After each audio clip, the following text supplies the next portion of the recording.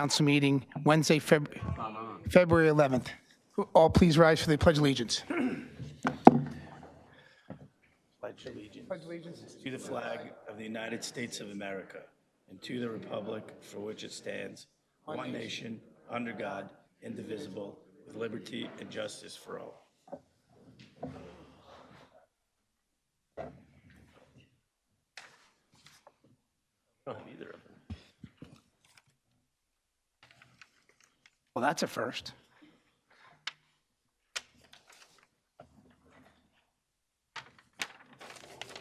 We're just pausing. Marlene is coming right back. I thought she was in the back.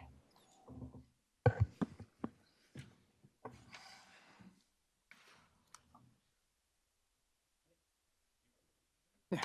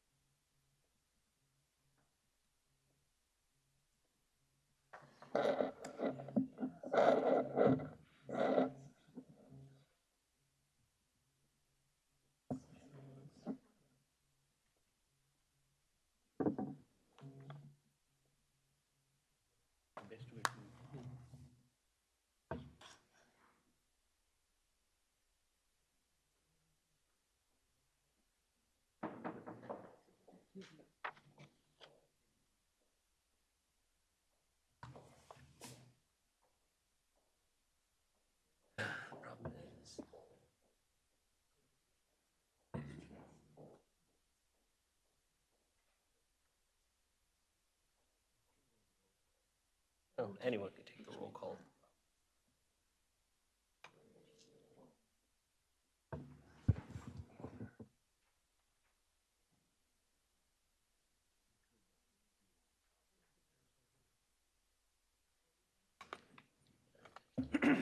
Here she comes. Just offering. I would like to hear that.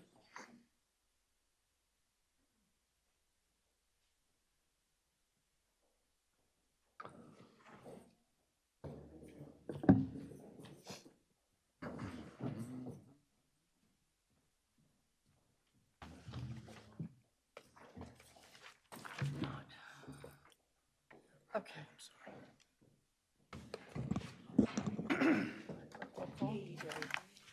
Pass them out. Thank you. Thank you.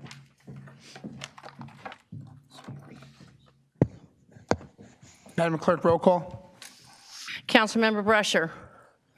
Here. Councilmember Coyle. Here. Councilmember Dima.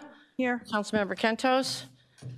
Here. Councilmember Patel. Here. Councilmember Patil. Here. Councilmember Shmuel. Here.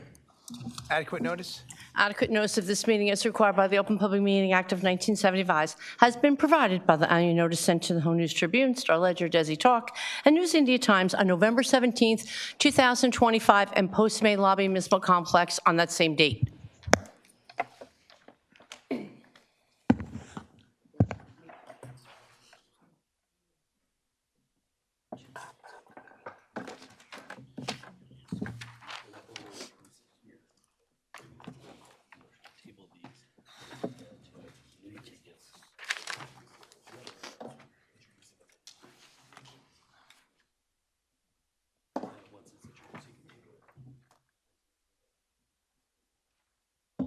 Table and you can take his table. Well, thank you for your patience. I apologize. We had a print issue on an item, and I made our team reprint the entire packet. I apologize. Moving forward, for those who are here for your first time, I just want to let you know that you have a chance to speak for 4 minutes on the resolutions. You'll see a part there, and you also have a chance to speak for 4 minutes on each ordinance. And last, you have a chance, there's a section at the bottom for public comments. You can also speak for 4 minutes at that time. If you have any further questions that may not be answered for you today, you can email myself at jcoyle@edisonnj.gov. Again, jcoyle@edisonnj.gov. For those who are watching and have any comments, you can also email me at jcoyle@edisonnj.gov. Thank you for participating today. Moving forward here, we are tabling 2273, 2026, and we are tabling 2275, 2026, which is being amended and reintroduced later in this meeting. Can I have a motion to table 2273? Motion to table. Can I have a second? Seconded. All in favor, say aye. Aye. Roll call. Councilmember Brusher. Yes. Councilmember Dima. Yes. Councilmember Kentos. Yes. Councilmember Patel. Yes. Councilmember Patil. Yes. Councilmember Shmuel. Yes. Council President Coyle. Yes. And can I have a motion to table 2275, 2026? Motion to table. Second.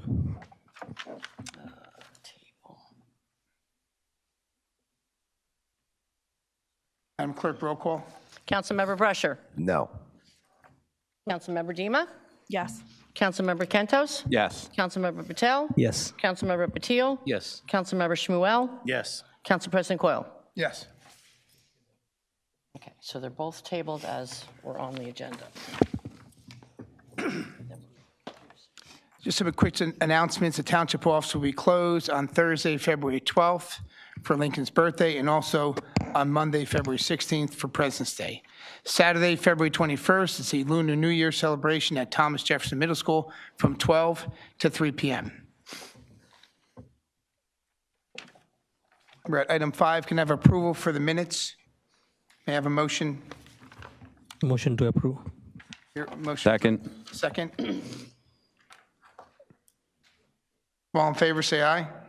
Aye. Aye. Any nays? Thank you. Unfinished business. 2274. Yeah, this is it. Next page. already tabled this. 2274 is the one we're going to, is unfinished. We tabled the other two. Right? Okay.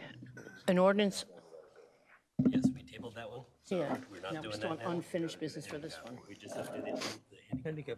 Okay. An ordinance amending the Township Code to update and address the list of persons entitled to handicap parking spaces and to delete a handicap parking space. Open public. Any public comment? Seeing none, could I have a motion to close the public portion? Motion. Second. Second. All in favor, say aye. Aye. Okay, so-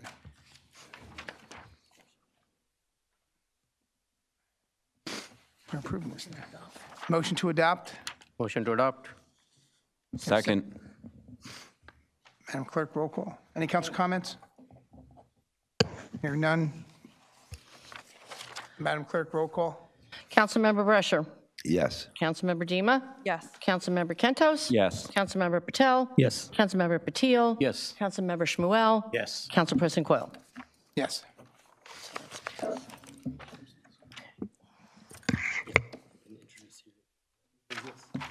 this one, and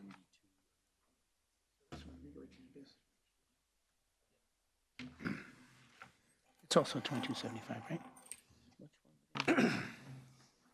We're reintroducing this right here. Yeah. But don't we have to do 73 too? Or are you introducing that one, the military?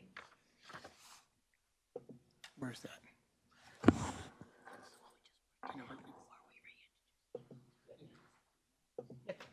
this is where we do all. We're going to do all three, and we're going to go back to, yes. This is my copy. Have mine if you need it. So you're going to read it. I will read the title, yeah. So we're going to go to 2273, this new introduced ordinance. We're reintroducing 2273. Madam Clerk?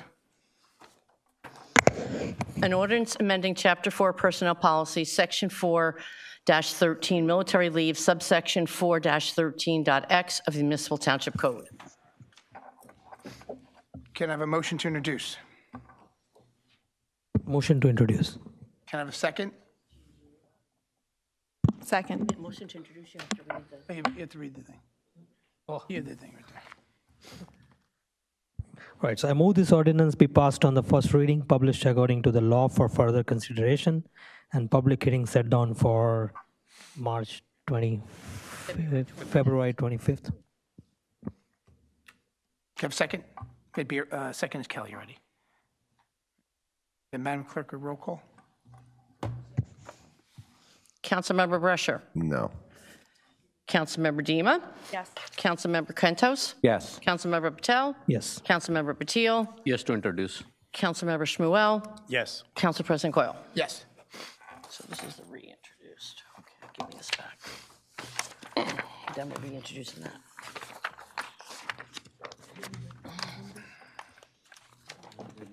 And here's our, when you're ready.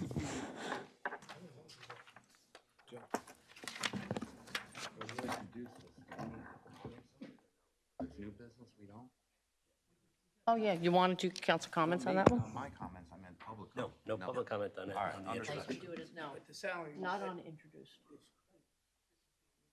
So there's no comment on Unless they want to Because it's not being petitions voted on. anymore. it. Understood. It is only being introduced. Council can comment on it?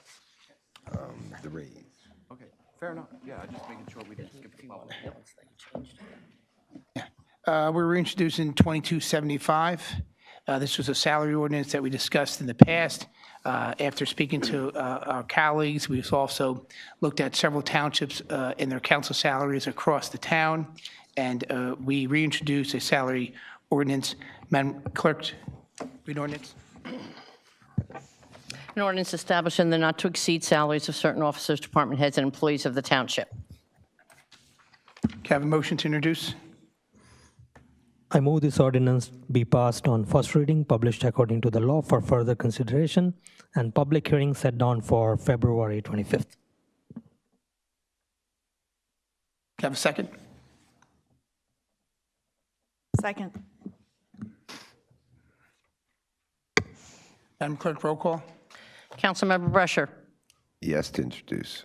Councilmember Dima. Yes. Councilmember Kentos. Yes. Councilman Patel. Yes. Councilmember Patil. Yes to introduce. Councilmember Shmuel. Yes. Council President Coyle. Yes.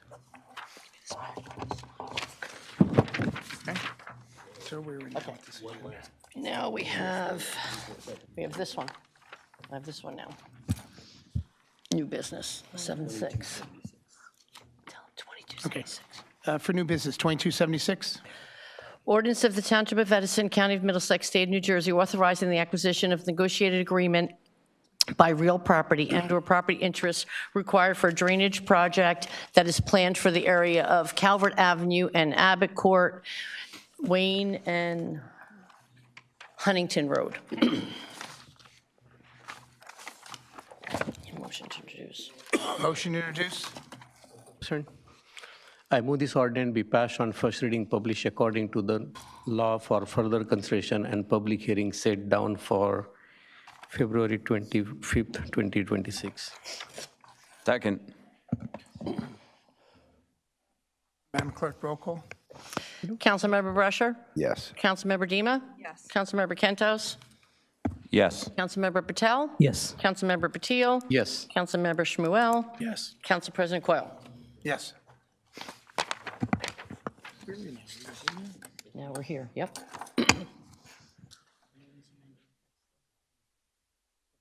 That's the one that he, addressing the council, changing the time.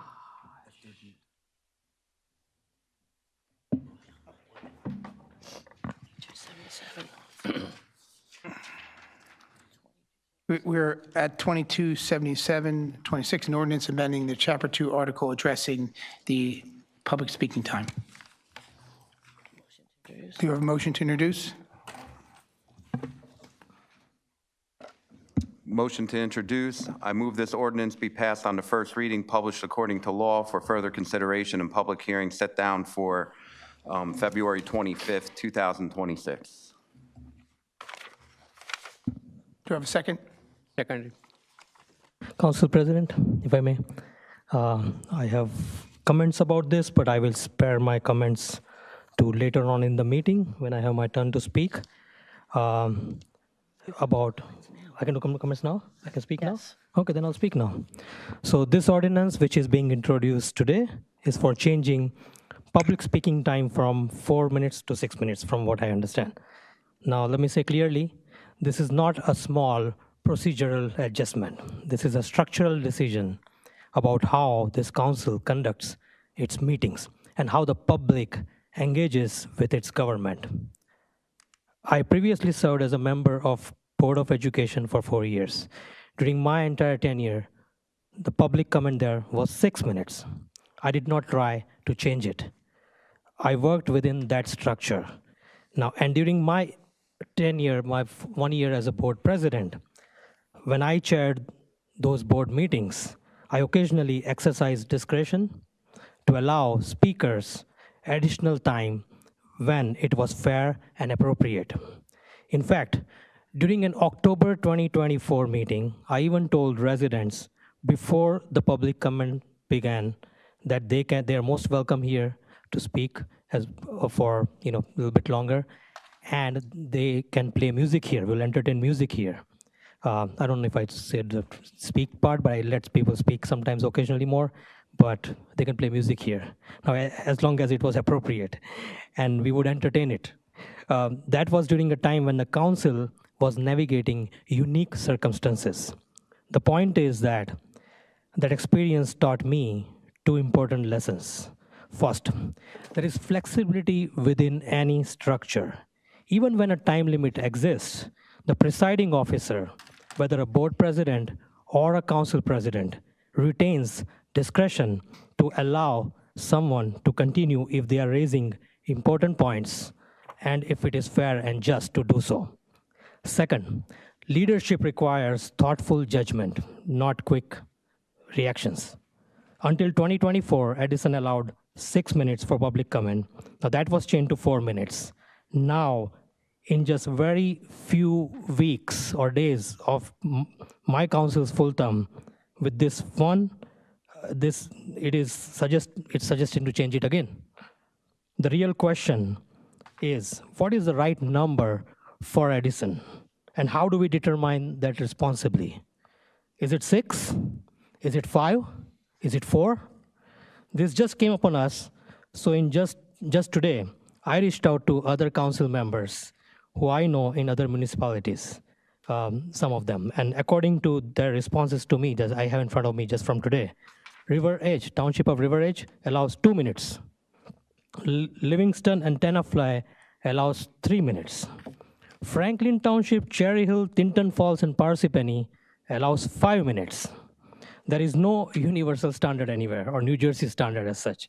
There is no obvious correct, wrong, or right number here. Some residents can organize their thoughts in 3 minutes. Some feel 4 minutes is just enough. Well, some may feel 4 minutes is rushed, and they are not wrong about it either. And yes, occasionally, some residents use their time repetitively, in their comments repetitively. There is no perfect number. That is precisely why this deserves a careful study. Public participation is not limited to those standing at that microphone. There are residents who watch from home. There are residents who never attend meetings but pay attention. There are residents who may never speak publicly but are informed, thoughtful, and deeply invested in what happens in this town. Their voices matter as much. And there are others too. Every resident matters, and when we seek public input. And I also want to acknowledge something important. Engagement in Edison does not begin and end during these 4 minutes or 6 minutes, whatever we have at this podium. I have seen our clerk's office respond to residents in just last few days. I have seen council members answer calls and emails from few years. Our business administrator and members of the administration and mayor's office are actively addressing concerns outside the meeting time. Mayor's office handles a lot of query. There are statistics around that. Our council president exercises discretion when appropriate and responds to residents outside of the council meeting. Our vice president, Rob Cantos, has openly invited residents to reach out to him directly if they have questions not fully addressed and visit robcantos.com, right? And then and the information, he says that people can reach out anytime, and most of the other council members are also welcoming those decisions and responding to manner or situation depending on this scenario. Just recently, when Mr. Akhtar Nasser was unable to complete his remarks within 4 minutes time period, I personally coordinated with the BA, Pat Coyle, and others to ensure that his concerns were addressed and answers were provided and things worked out for the benefit of residents and the children. This tells me something important, that if residents do have access. Now, they do have avenues to receive responses. Government does not stop when the timer ends. As a first-term council member, just fresh for a few days, just beginning my full service, I do not believe it is responsible to make a long-term procedural change without sufficient data, historical context, and stakeholder input. I've only been in this site for a short time, but I have not yet had opportunity to fully evaluate this situation being on this side, how the current 4-minute structure is even functioning, or in practice, or what it should be long-term. Whether we ultimately decide for 4 minutes, 6 minutes, or 5 minutes, or something else, that decision should be informed, in my opinion, not reactive. It should be stable, something that we can sustain very long-term, not something that shifts back and forth when the council changes or the year changes. Our residents deserve stability. They deserve decisions made thoughtfully, deliberately, and with long-term vision.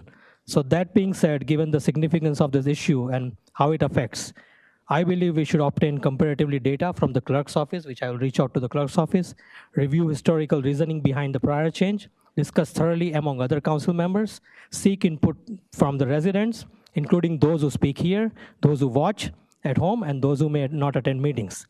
This is a structural decision. It deserves careful consideration and not haste. And therefore, I respectfully move to table this ordinance so we can gather appropriate information, as we need. I believe we need time for that. Do I have a second for the table? Do we have a second for the table? Wait a second. Well, We had a motion. we have a motion. The only thing is, So he's essentially making a motion to table the introduction. The council president can entertain that motion in the order he chooses, if there is a second on that motion. If he chooses to entertain the motion to table first, he can do so. So, okay, so we can have another motion to table. okay. even though we had the Let's see if we have a motion to table it, second to table it. Do we have a motion to table this, a second to table it? Second. We have a second. Yeah, Councilman Patel, nice job on your discussion item on that. I will entertain a roll call on table in this ordinance. Well, Council President, do we get to comment? I mean, Sure, well, we're tabling it, though, so. well, okay, so this is where I'm going, right? It's a table, it's up, because we should be able to If you comment. want to, if you're having a discussion to vote on it, Well, there was a comment, this is a comment, let's say, about the table. yeah, Right. sure. Yeah, and I'll tell you where this goes. I personally don't love this ordinance, right? I've seen 4 minutes. I've only seen, I'm going to say one resident, and I really do like him, that has struggled to try and get what he had to say in 4 minutes, and he sounded like it was Evelyn's speed reading course that he was doing. So for most people, the 4 minutes seem to work. But I do understand that people want to compose their thoughts, and 6 minutes, you know what, for me to sit here for an extra 15 minutes, it doesn't matter, because I can sit up here and talk for an hour, as some of you have seen. And I'm here for you. So for me to hear from you, I agree to that. What I'd like to see is the rebuttal, but not the way that we had the rebuttal. Not where I could have one resident rebuttal another resident. But a rebuttal should be strictly a rebuttal to the answer that was given to them by this body or by the administration. You know, that should be part of this. In looking at it, though, right, where I go is that a lot of times you vote for something and they call it a small win, or as Council President puts it, a base hit.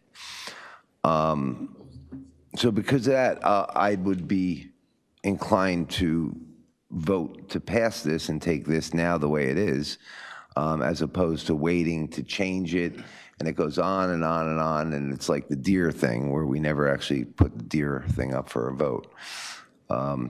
So yeah, I'm not in favor of tabling this today. Thank you. Council President? Any other council comments? Yep. Thank you, Council President, for allowing me to make the comment. Absolutely. I think the fundamental difference in understanding this ordinance is we are not changing anything. We are restoring what it was. That's the basic.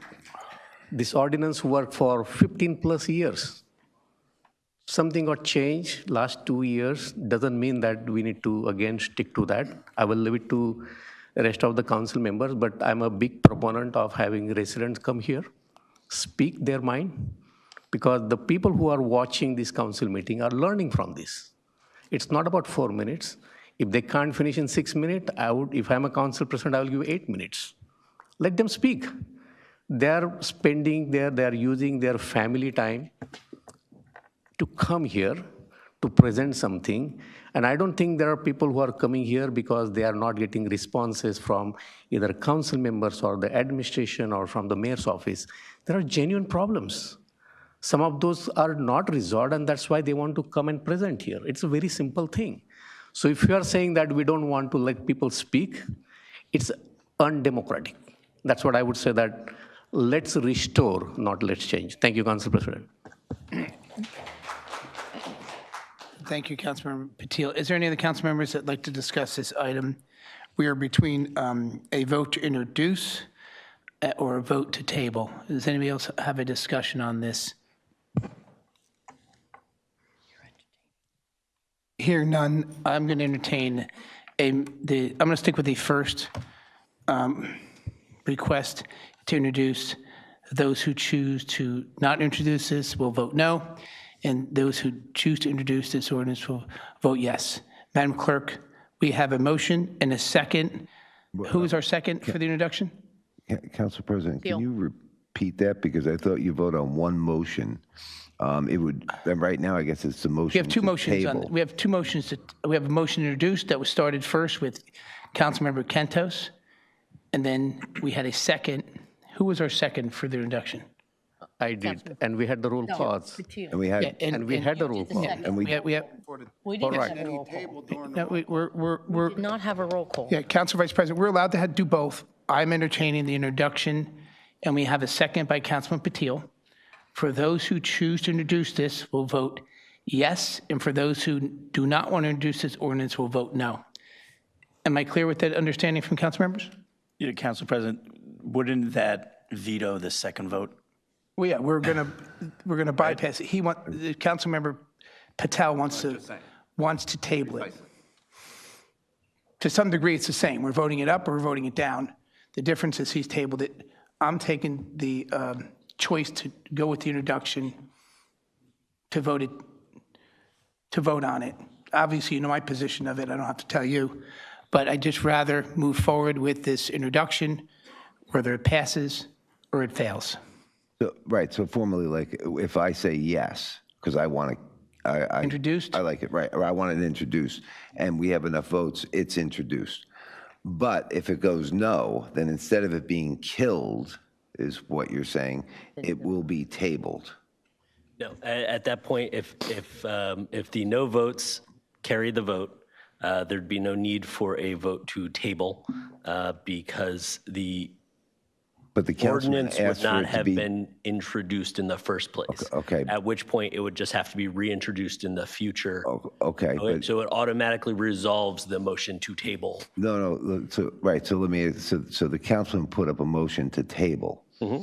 So we're not going to entertain his motion to table. Correct. Yes, the He council would president. have to bring up, Now, so if he would rather have it tabled, how do you do that? Because that's what the man asked for. He has the right to table an introduction, and you have the right, as you stated, you wanted to see us vote on it for introduction. So Okay, that was in your statement. right, so that's what I'm saying.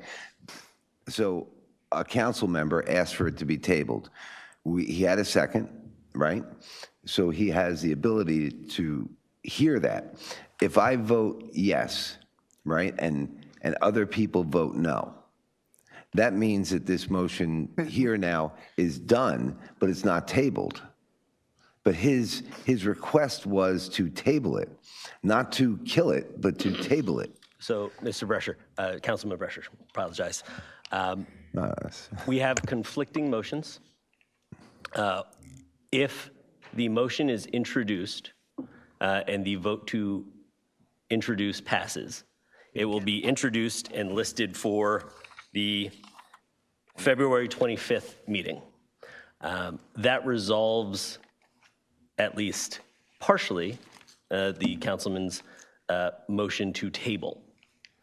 The council president has the ability to resolve them in whichever order he chooses at this point by resolving the motion to introduce first because it was the first one put forth and because of, I guess, the council members' views on how we should handle this. He can resolve both motions through the resolution of the first. If after that there is still a question as to whether or not the councilman wishes to make another motion to move it to a different date rather than the 25th, to put it out further than that, he can make that attempt as well. He can call for a motion to list it for whatever date in March or April, as however far out he wants to put it. That would then come up for comment and vote as to whether to push it out from the February 25th Okay, so date. if But we- the existing motion right now Is on this whether to yeah, approve it or and not. the council president has decided to run that motion and see if this ordinance is even going to be introduced in the first place. Whether it can pass, right? So if we vote no, we're voting to kill it. We're not voting to That's correct. table it. It's a no vote, like we just want to kill it and it's dead. Yeah, but like Okay. every other ordinance, it could always be introduced at a later time. I believe we introduced an ordinance to restore the 6 you can- minutes 3 times last year. Right. Could happen at any time. Yeah. This is the fourth or fifth time. Okay. Okay, so I'm just, to my council members, I'm accepting the second on the motion to introduce.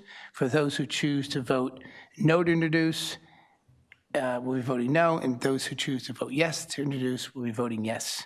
Madam Clerk, roll call. Councilmember Brescher. Yes. Councilmember Dima. Yes. Councilmember Kentos. Yes. Councilmember Patel. Abstain. Councilmember Patil. Yes to introduce. Councilmember Shmuel. No. Council President Coyle. No. Okay, it passes introduction because it's 4-3. Okay. So it is introduced.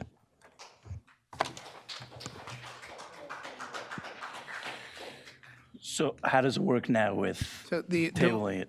this will go on the date, which date did you? February 25th, to be for final vote. So So what's with the motion of tabling it? So that resolves both motions since the motion to table was made during the introduction. It has now been introduced and listed for February 25th. Procedurally, if the councilman would like to make another motion to push it out to a later date, he can do so, and the council president can call for a vote on that so that it wouldn't be introduced on the 25th, but rather a later date, which could provide him with the necessary time that he's looking for to review.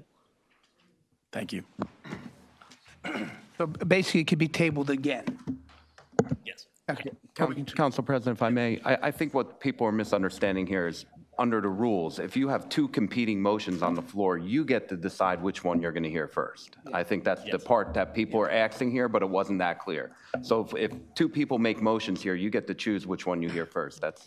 You have that power. Council President, just a request to the attorney, if you can double click on the law. My understanding past several years, any motion that goes first gets the priority. The second motion gets nullified, the way we did today. So it is not the jurisdiction of council president which he can pick, he or she, it cannot. That's what we have followed, but I'm asking you to double check. Councilman Patil. Thank you. That's why I chose that way. He had Mr. Patel jumped over the bow first, I would have entertained the table. So I took Council Vice President's interest first because he introduced it first. And I appreciate that. It just I mean, it's just a formality that I did. parliamentarian process, yeah. Okay, fine. I mean, both people, the same outcome happened. It's on the agenda. We have time to vote for it, and there'll be time again to do the same thing we did before. Obviously, people know where I stand. I will not be voting for this. Our colleagues, you have a chance to caucus with. Many of you have made phone calls to them. You can continue to do that. You have their emails. And thank you. Madam Clerk, we're going to move forward. Okay, so now we're up to resolutions, right? We're done there, right? Comment on the resolutions. Okay. We're at 8. Forgive me for this delay in some discussions here. We're moving to public comments on resolutions. Would anybody like to raise their hand to speak? Mr. Pointer in the back.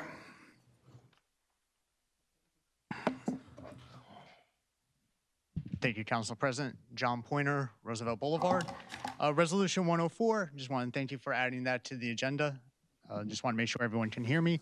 This is in regards to confirming the Edison Wetlands Association representative to the Peter J. Barnes Wildlife Preserve Commission. It's quite a mouthful to say, but again, just want to say thank you for adding it to the agenda. I hope it has the support of the council. The commission is taking great strides in terms of making sure things are more formalized and done in proper process and procedure. This is one of those actions that we've requested to be taken, so I look forward to your support, and thank you. Yeah, no problem.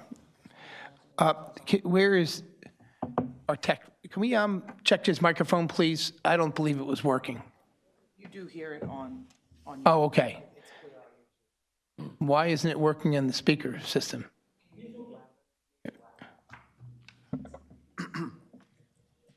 Okay. The next speaker, we're going to test the microphone to see where it works. And who's our next speaker? Sure. I haven't seen you in a while.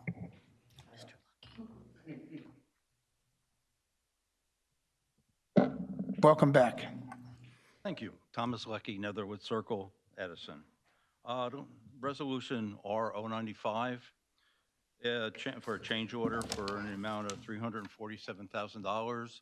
This goes back, I guess, to work that was done in 2023. It seems that, freeze my time. Okay, how we doing? We doing well? Testing. Okay, normally in the contracting world, when I see people looking for change orders from 2023, it looks like they're just trying to make make their books whole.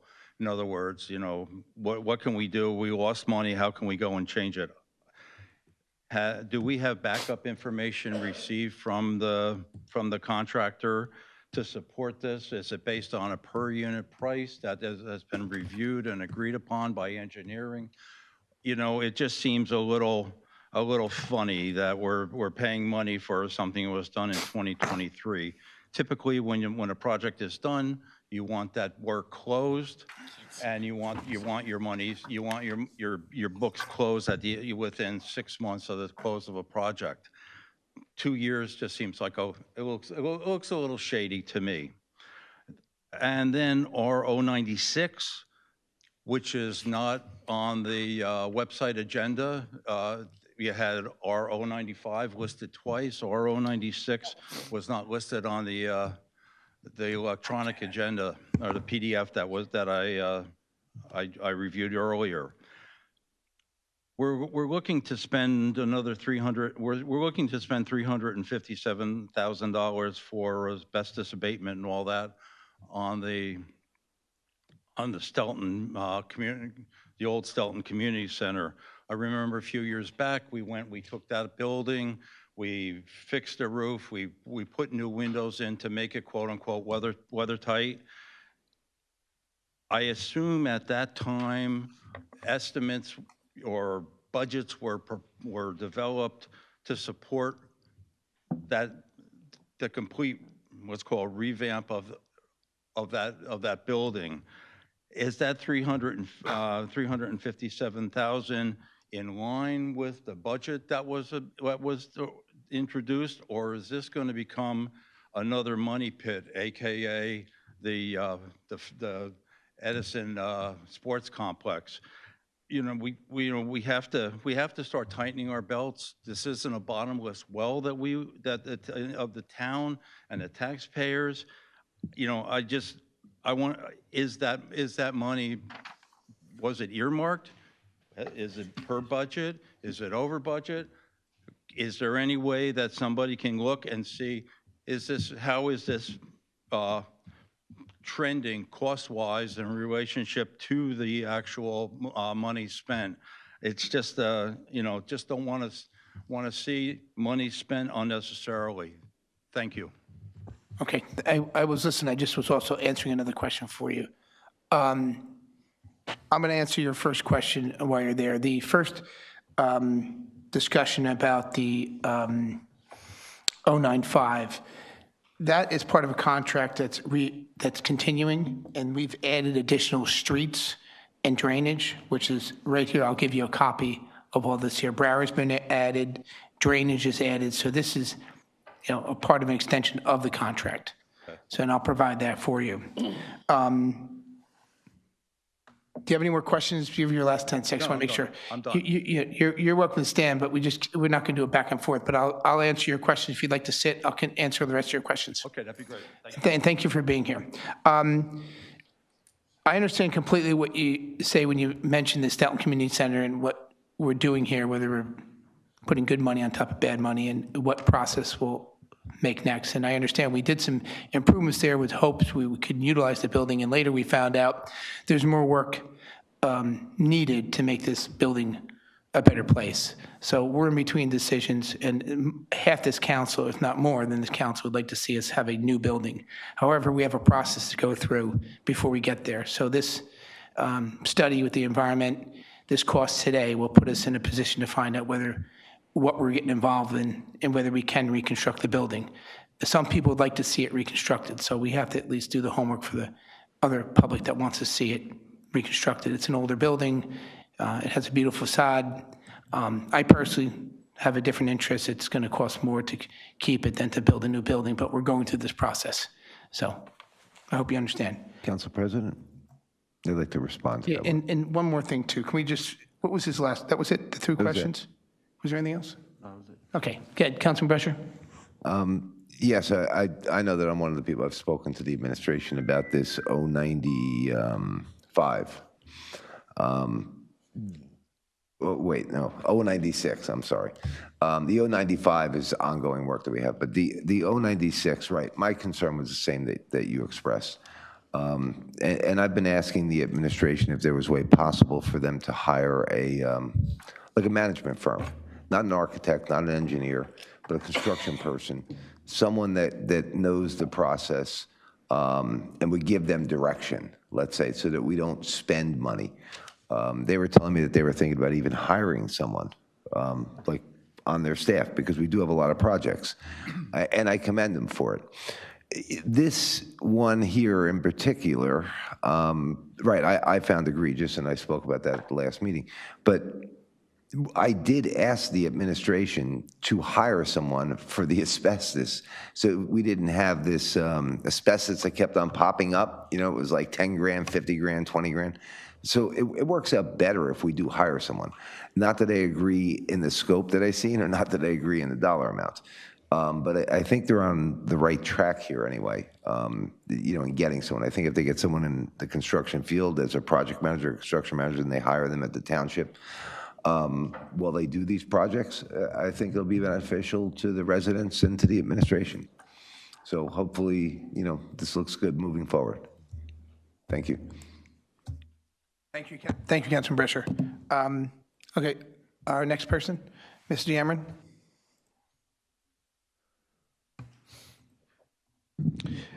Anthony Deamron, Edison. Well, that answers my question. I was going to ask, first of all, for 096, if that was the one that you brought up, Councilman Brescher, last meeting. I wasn't here for that, but I went back and listened after the meeting.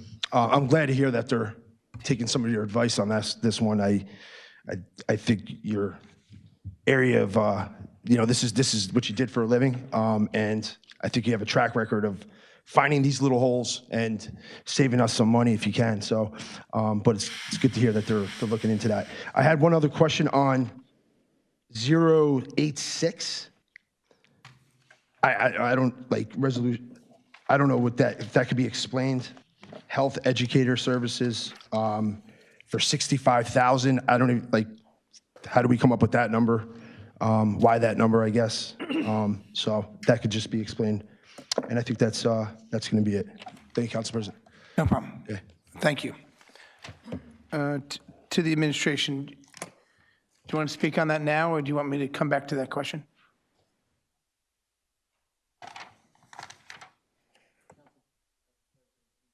Requirement under state law that we have a health educator, and rather than hiring an employee, we're contracting with a private firm. Okay. All right. Thank you. Any other members of the public? Joyce?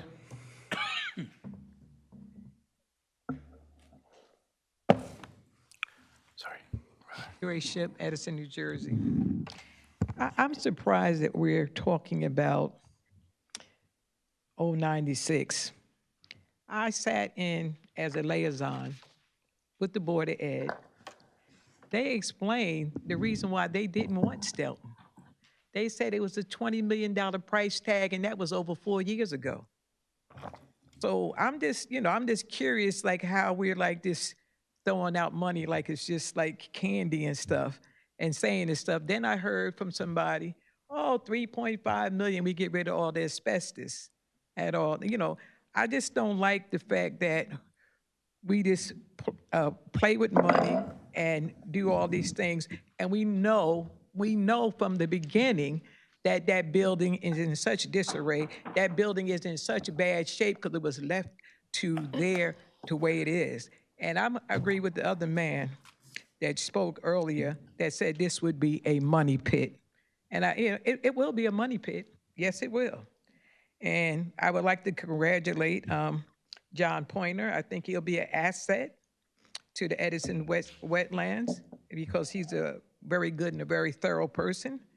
And I'm not even going to discuss all these work orders because I used to always talk about them all the time. I'm like, get your money the way you can. That's how people do it nowadays at all. So other than that, with the 096, I'm very, very disappointed in us just throwing money back and forth because it was said by people, oh, this is going to be paid for with grants. This is going to be paid for with grants.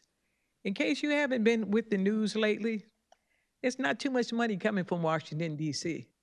So I don't want to be in a position like Jersey City and other towns right now. These towns, everybody's like at a deficit, and we're getting ready to be at a bigger deficit.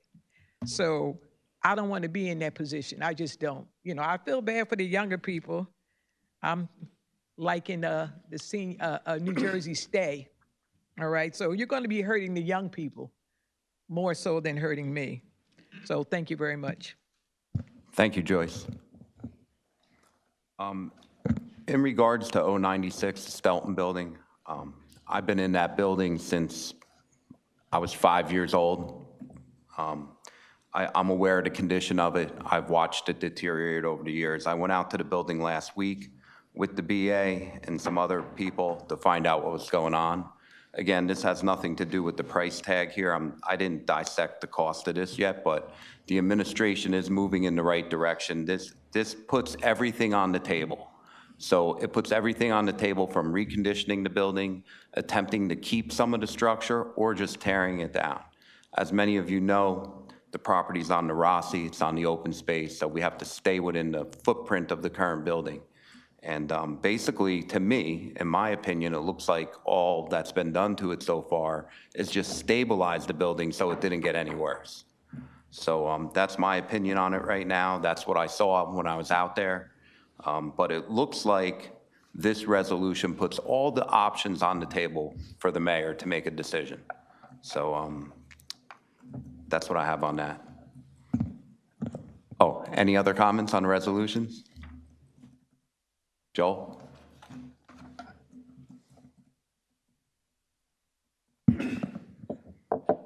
Bill Bassoff, Beach Lane, Edison. Well, it's 26 resolutions in only 4 minutes, so we still have to speak efficiently.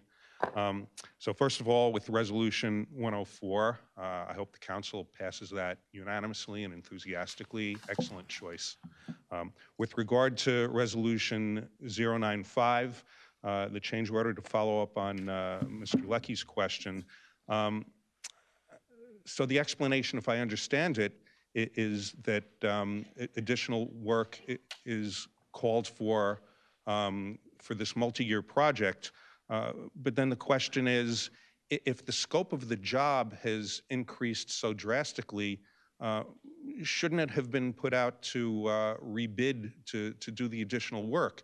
It just seems a little unfair that someone can come in with a low bid for one project and they get that, and other contractors might not have been willing or able to provide a bid that low for a project of that scope. But now we're talking about a project of a larger scope, and maybe we could have gotten bids for that might have been more cost effective.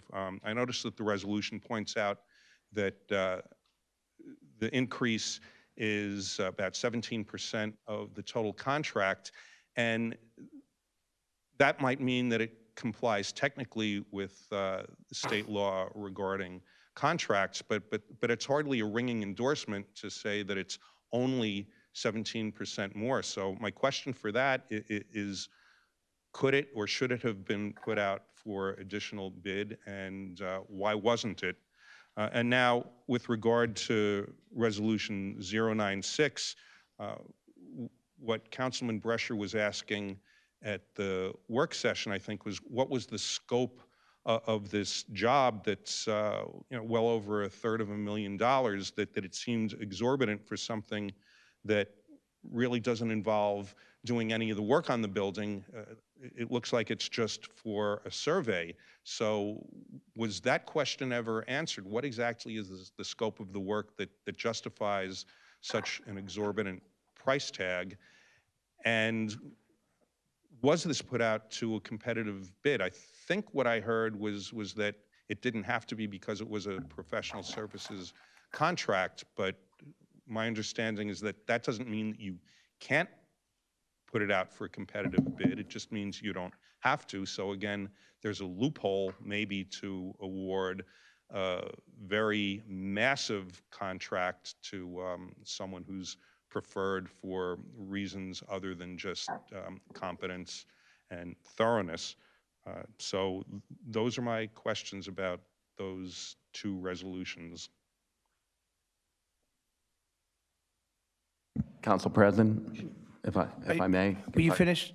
Yes. Okay, I just wanted to make sure he finished his time. You still have 45 seconds. Did you want to ask any other further questions? Those are my questions. Yeah, he was done. Okay. So, Council Vice President, you want to answer something? Yeah, I just didn't want to have it back. 096, again, I didn't dig into it yet, but I do have some of the answers off the top of my head that I learned. This puts all the options on the table for the mayor, from conceptual plans to tearing down the building to even rehabbing the building, recreating the building. So far, the information I was given, the biggest chunk of this money is the paperwork required. Literally the paperwork required to have all options on the table. There's a lot of paperwork involved with demoing this building because of the situation it's in. That's what I was given so far. So I just wanted to give you that information. That's all I had. Okay. Council President. Sure. Did you want? Yes, and like I said, I spoke to the administration today. This is kind of the idea. No one really knows where this is going yet. One of the biggest objections that I have, and I've had it for years, is we hire engineering firms here. The engineering firms are always looking to make 20, 22% on a project, where when we go with architectural firms, the architectural firms, as Mr. Romano will know, they're not making nowhere near 20%. Because the architectural firms work on the paperwork, they work on the design, they work on all of that, and they only give the engineer things that actually need the calculations for. But when you hire an engineering firm, they just know that they charge 20% and they make money. So it's something that if they hire a project manager, if they hire a construction manager, they would make those same recommendations. And I think moving forward, the town will be, we're going to save money here. Thank you, Councilman Brescher. Thank you. Any other questions? Yes, sir.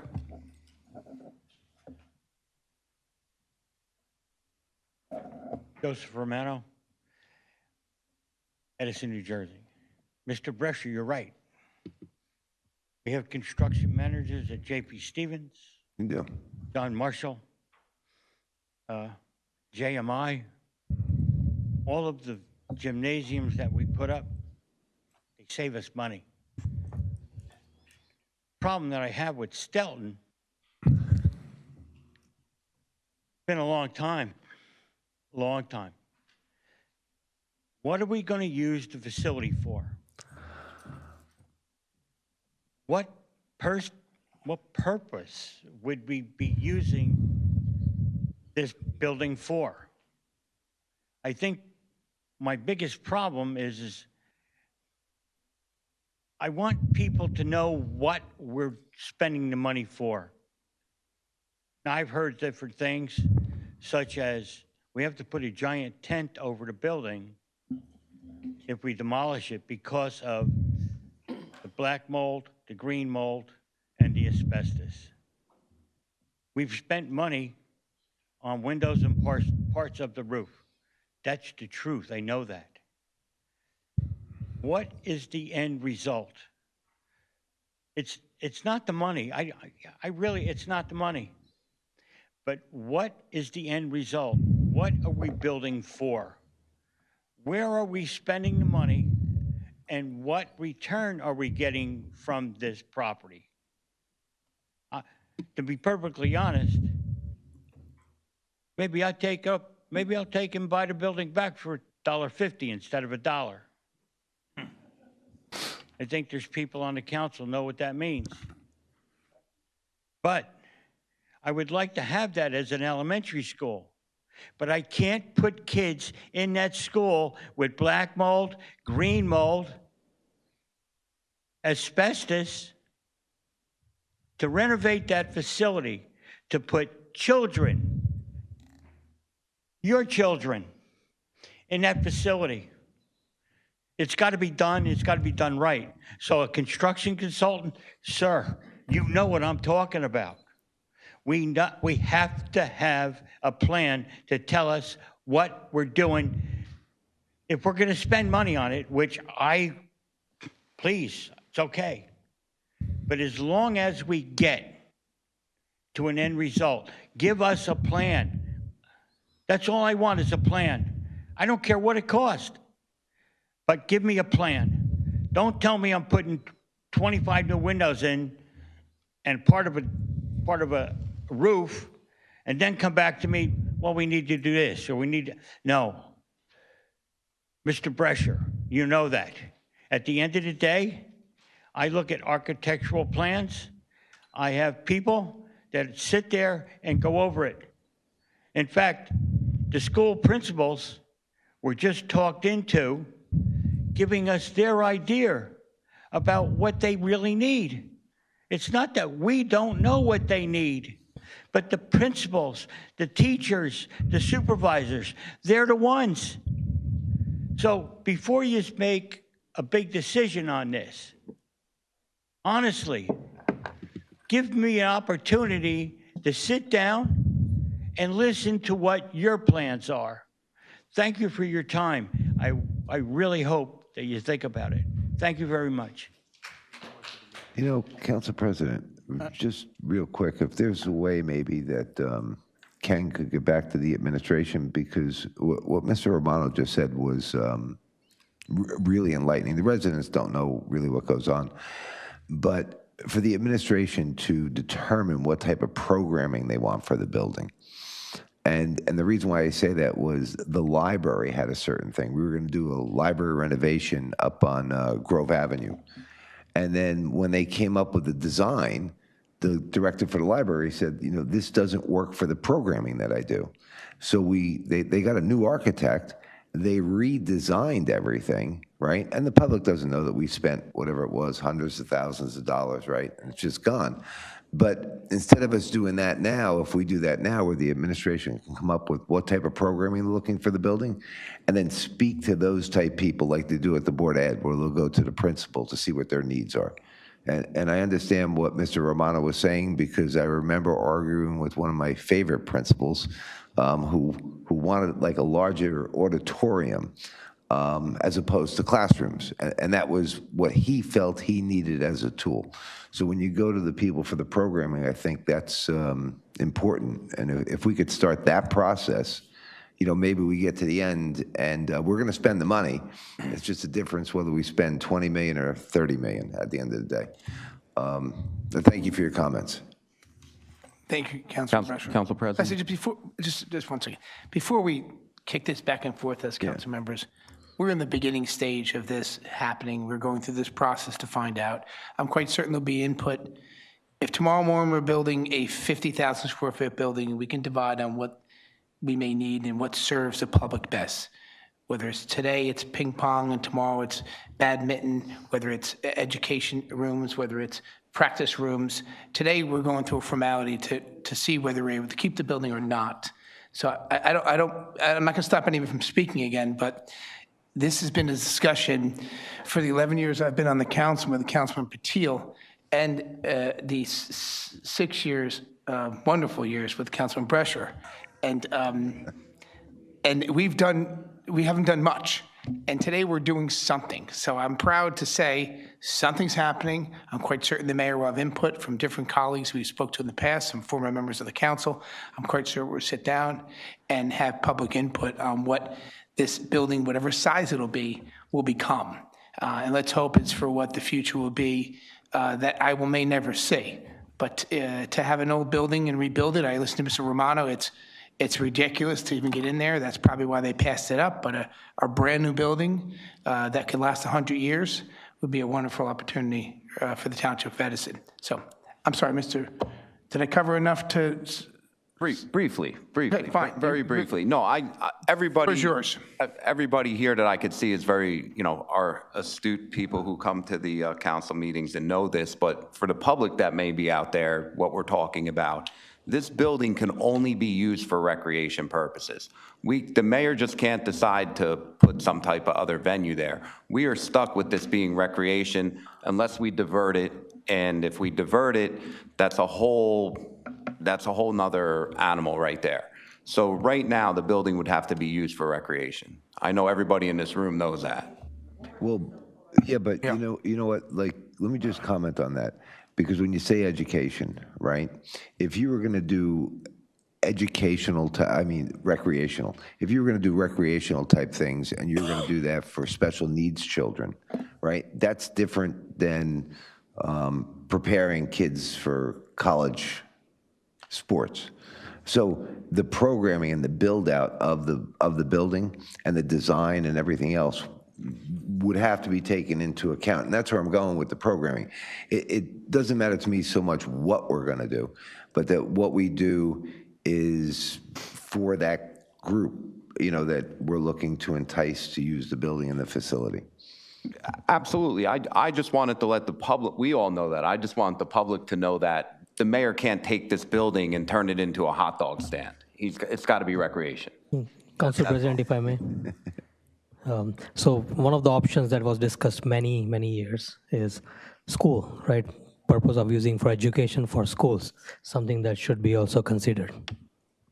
Okay, listen, if I'm feeling that someone wants to start a committee and head that, we'll discuss that later, because I like the enthusiasm of everybody to sit back and discuss great ideas. But we'll move forward in this. Thank you for your discussion. Any other members of the public that want to speak on resolutions? Ms. Conway? Sports Center. Elizabeth Conway, 20 Netherwood Circle. I sat here listening to everyone speak, and when I read the resolution, that was the first thing that popped into my mind. What are their plans down the road? Is it going to be another community center? Is it going to be something related to recreation? Is it something going to be of an educational format, not necessarily a school, but some form of education. So I think we need to decide that first. Where do we want to go with this before starting? So I'm asking you, I know some of you like to table things, but I think you need to think about this first and decide where do we want to go with this before we spend $250,000. That's it. Okay. Next. Doctor.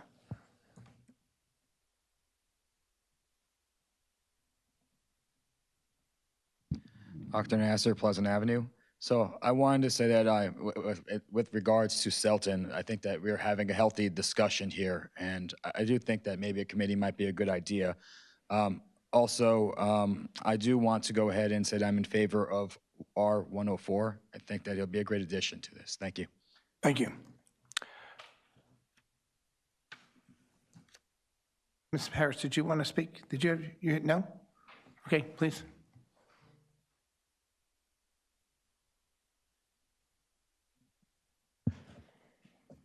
Ben's from Edison. I know we've been talking about resolutions, I just want to wrap this up. I do approve all these resolutions except the healthy conversation that we all discussed about the Stelton Community Center.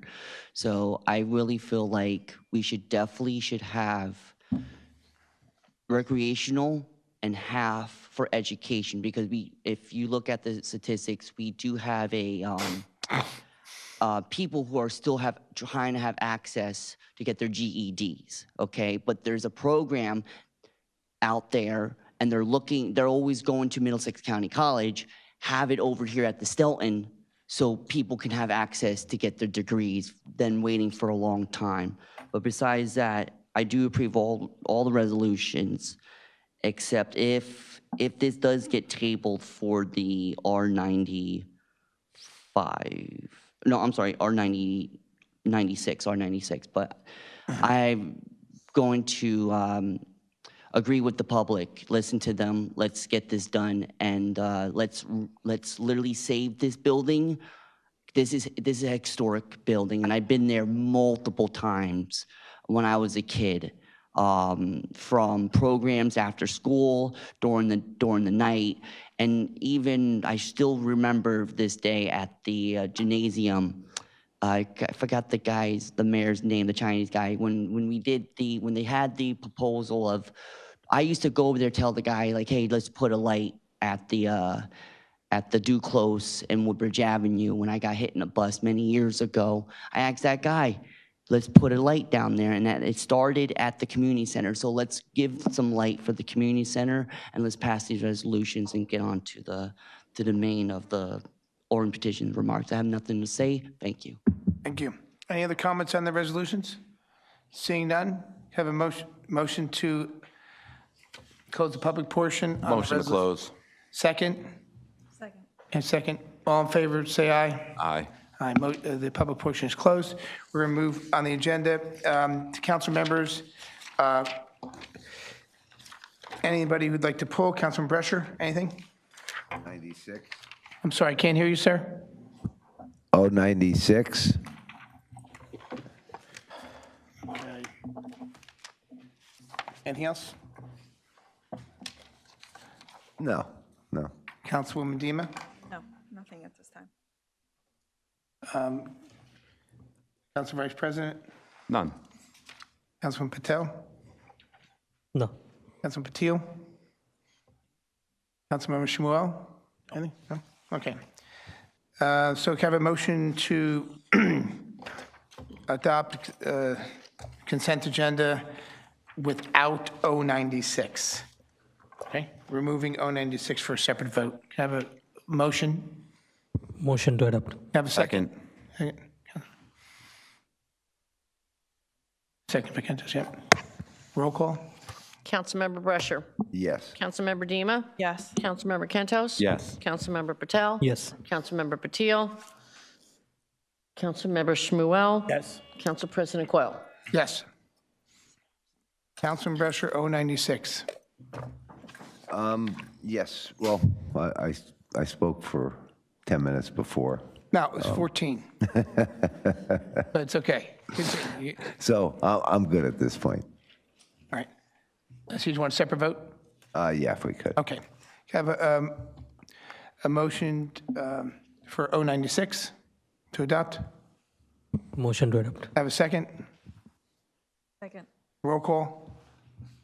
Councilmember Brescher. No. Councilmember Dima. Yes. Councilmember Quintos. Yes. Councilmember Patel. Yes. Councilmember Patil. No. Councilmember Shmuel. No. Council President Coyle. Yes. Passes. Okay.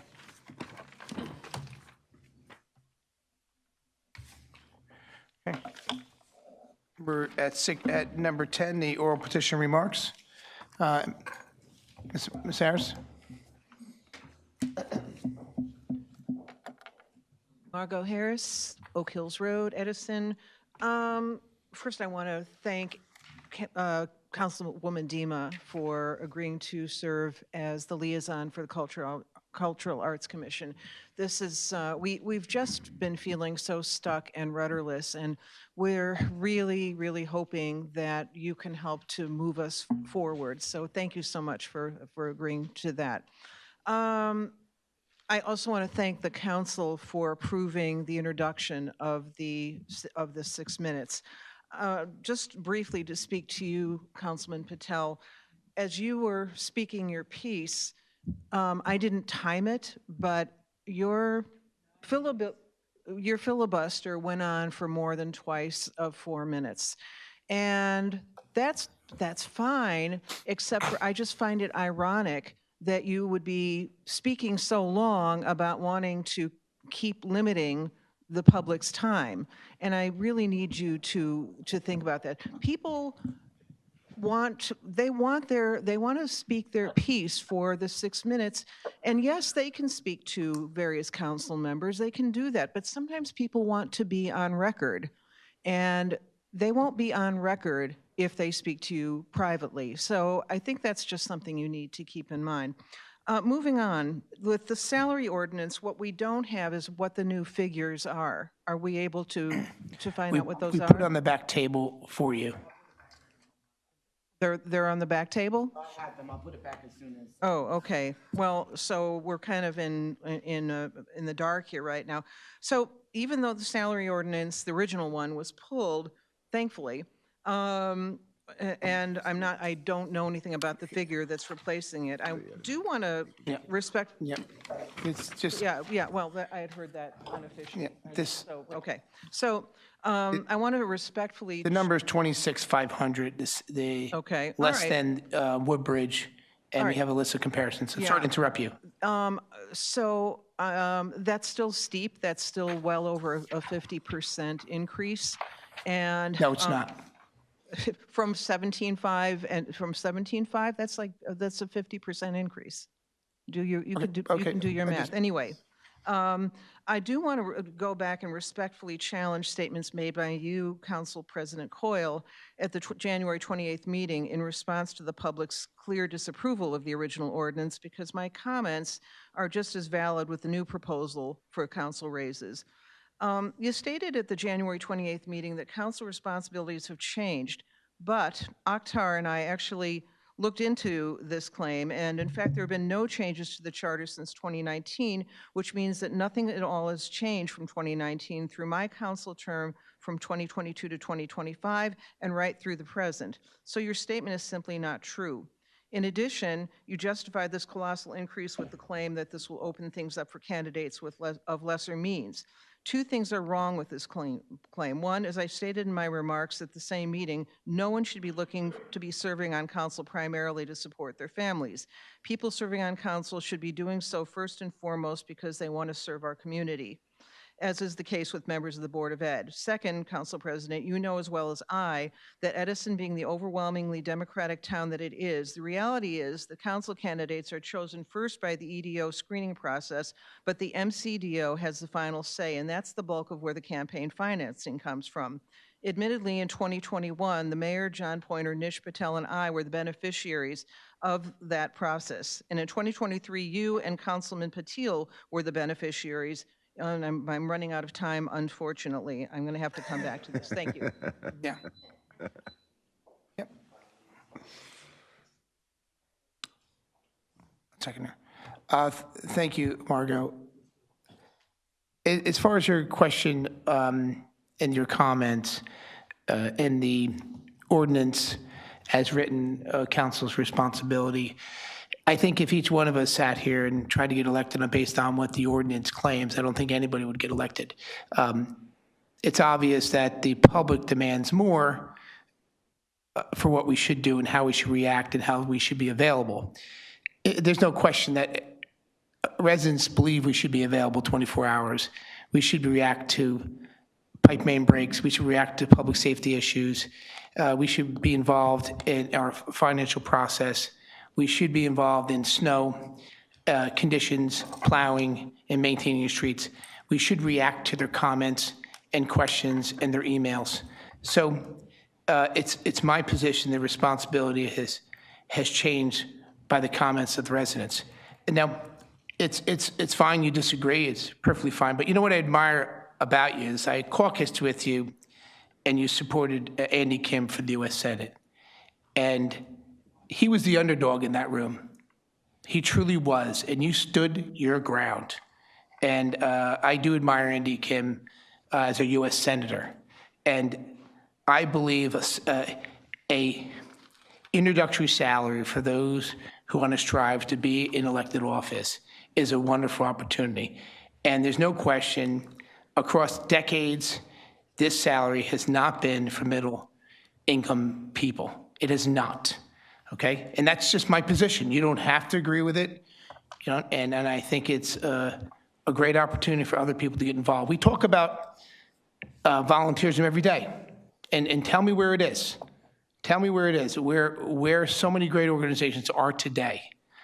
So this is my opinion. Thank you for your comments. I appreciate that very much. And thank you for supporting U.S. Senator Andy Kim. And who's next? Yes.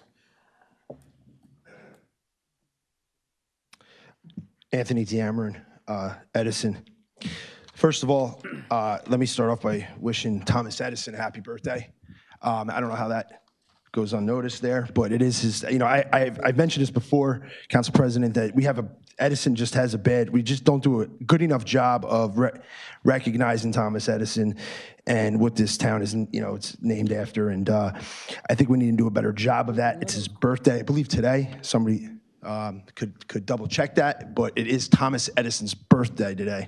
So happy birthday to him. Next thing, you know, it's regarding the ordinance for the 6 minutes, and I don't support it actually, and I'll tell you why. Because if it's not attached to having a back and forth and a conversation, then it doesn't really mean much. Like somebody said up here, most people won't even use that time, and anybody that really needs to use the full 6 minutes is usually because after they ask a question, what ends up happening is they stop and they wait for an answer. Like that's a normal behavior to do in communication. So that it's missing that part, and without that, it's just like I said, some things need to be talked out. I don't know why we don't have the back and forth. And if you're asking for a salary increase, it is not unreasonable to be asking to have a back and forth and 6 minutes or whatever. But I need both. Otherwise, doesn't really do much. But a couple, you know, speaking of which, you know, in regards to putting this on the agenda, I listened to the January 28th. I came in here, I think late, but all the way at the end, the council vice president made a comment saying that he wanted to, I believe, put that ordinance on the agenda. But I guess it was too late. I'm paraphrasing, but it was too late. They couldn't do it. But he had spoken to the council president, and the council president agreed to put it on the agenda. Fast forward to Monday's meeting. Before Monday's meeting, I looked at the agenda online, and I didn't see it on the agenda. To only then come to the meeting late on Monday and I hear that the council, I hear the council vice president, I found this out after the meeting because I had to go play it back. I guess, what do they call it? Walk it on. He had to walk it on. Why is that? Why did he have to do that when he had the support, apparently, of the council president? So either one or two things would go on there. Either the council vice president is not being forthcoming on that, and that conversation didn't happen. But I find that hard to believe because you would have corrected him right then and there if that was the case. So I don't know what happened, what transpired, but why wasn't it put on the agenda originally? Why did he have to walk it on? I know you don't support it, and we've had those conversations. So I already knew you didn't support it, but you didn't correct them on at the end of the 28th meeting. So, and it wasn't on yesterday's meeting. So I was just curious to know if there was an explanation for that. Also, I had an opportunity to speak to individuals who work at Herbert Hoover and other more families regarding the utilizing the greenway and building a walkway, a very lit up type of walkway. I've explained it before. So there's building some support there. They absolutely love it, and it will obviously help with a lot of the traffic. So I'm hoping to reach out maybe with some of the commissioners at the county. I know it's a county road. So, but again, I'll just keep bringing that up. And that is really, I did Thomas Edison's birthday. That's right. I already said that. And that's it for me. So, all right. Council President? Thank you. Council Vice President? Yeah. So to clarify that, I agreed to, after the fact, walk it on. I knew there was going to be some contest up here with it, so I figured if I walked it on and it failed, it would die just there. So I agreed to that with Joe afterwards. Council President, if I may. Yes. So, Mr. Diamorini brought up a point about the greenway, who were the kids walking, something that I'm personally aware of, and people had brought it to my attention before when I was in Board of Ed. So I know it's a county road, and that those kind of lights, they're in Metacha and all over, and we also have it in Edison. I know one on Park Avenue we have, and something that is very good, very safe for the kids. It really helps those kids. So certainly, I believe county road. It's a county road, so that's county commissioner is right. But Kat, anything we can do from the township side to look into it, I think that's a good safety concern for the kids, and see if we can look into it. Thank you. Okay. Sure. Please come up.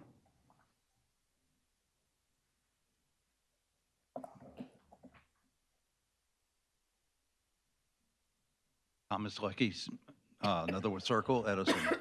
Want to talk about the recent snowstorm we had, and I'm really glad that the town enforced their ordinance that they had to ticket cars or tow them that were on the streets during the snowstorm to help the people plow. That's all well and good, but what we need to, what would I would recommend to the township would be you send out those mailers about the Edison light or whatever it's called. Put some do's and don'ts in there. If it snows, don't park your car on the street. If it snows, do shovel. If it snows, do this. If it's just as a way to go and to reinforce what the people need to do in the event of a snowstorm. The town plowed the streets, and that was good. But I've noticed a new phenomenon going on in the town while driving around. When the people go and shovel their driveways out, some people are nice and law-abiding. They take and they shovel their snow onto the apron so that the street is now open. What I've been noticing is instead of people going and putting their snow in the right spot, they're actually lining out from the apron snow piles, which are now, icebergs, making it just as difficult to drive on the street than if a car was parked there, which I think is ludicrous. So that needs to be addressed with this news, this do's and don'ts, because otherwise people can't just, you can't just drive down the street. Two people can't pass each other. You got to wait.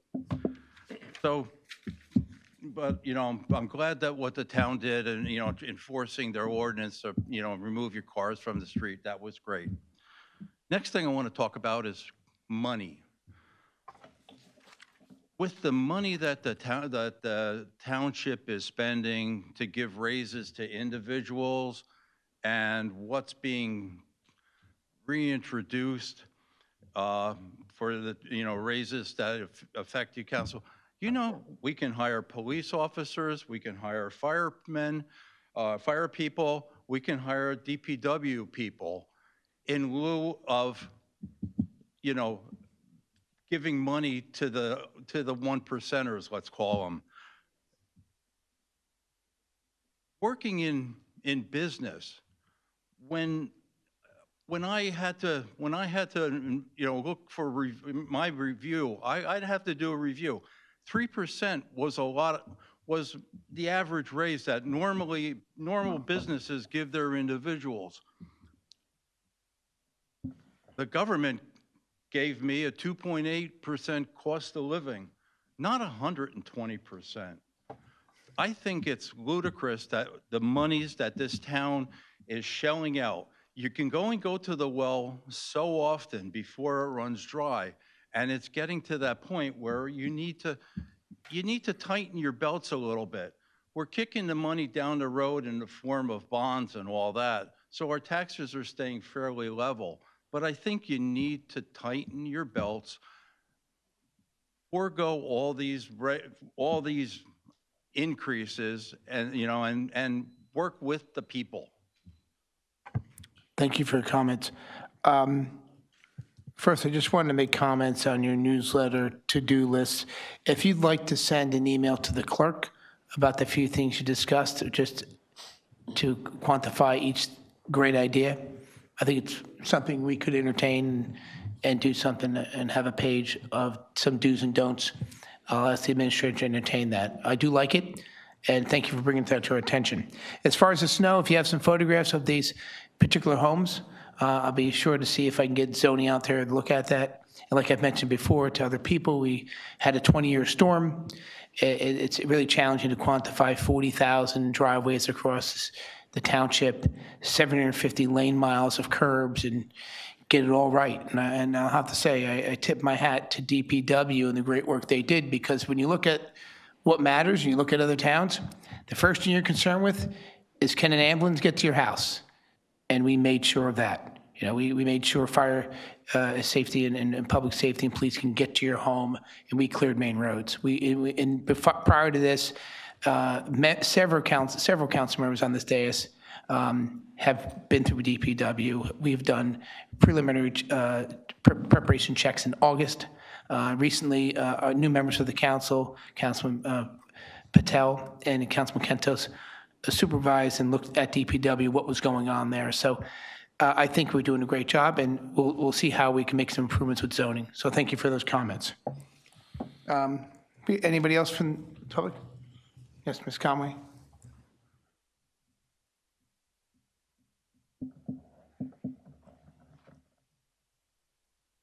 Elizabeth Conway, 20 Netherwood Circle. At tonight's meeting, you pulled 2 ordinances and then reintroduced basically the same ordinance with other facts and figures in it. But I looked to the back to find out what the specifics were, and it's not in the back to look at. How can we get a copy of that so we can look at it? Because usually if we want any questions, we can go to the back of the room and we could get it. I know you were running late tonight, but am I stopping? No, I can't stop. Next item. I'm sorry to interrupt you, but I'll stop the clock real quick. It's being put back there now. I apologize. I thought it was being done, apparently. We have her doing another project right now, and she can't leave her dais, but the clerk just put it back there. I apologize. And this is just an introduction, so people have time to look at it. It's not being voted on tonight. My second item is the snow plowing. It was rather hard to do because it was kind of multiple storms.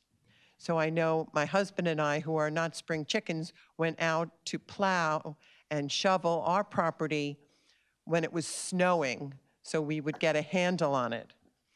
But then it changed, and then the snow plows came at us in both directions, and all our work was undone. So we had to go back out again. So we actually went out 3 times, but I sent a text to DPW with my questions and concerns about plowing in my neighborhood as it is, so I'm not going to bring it here. But I do notice, and I want to bring it up, because Inman Avenue has not, they normally do the landscaping work during the warm weather on the grass on Inman Avenue, but yet they didn't do the sidewalk. And I know people are still walking down Inman Avenue, and they're walking out in the street. And I don't think Inman Avenue is the greatest place to be walking out in the street. So if you could have somebody look into that. And coming out onto Inman Avenue itself, on the corners, you literally have to come out onto Inman Avenue to look both ways. So if you could pass that on, I'd appreciate it before someone gets hurt. And my third thing is, I'm going to ask again, I thought we were going to find out who the committee liaisons are to the various committees and commissions. I'm just going to wait till you're finished. I'm sorry. You know, and as far as the other things are concerned, we need to really think about what we're doing. When we talk about the 4 to the 6 minutes, it is a number, but it's a number that's been going on for years. And it seemed like a slap in the face to the public when it was brought back to 4 minutes. Now, I can talk for more than 6 minutes, but I tried to watch the clock and now limit myself to 4 minutes. But then I'll notice, oh, I forgot this item, and then I don't get a chance to go back up. Whereas the 6 minutes does give you a little more time to think about it.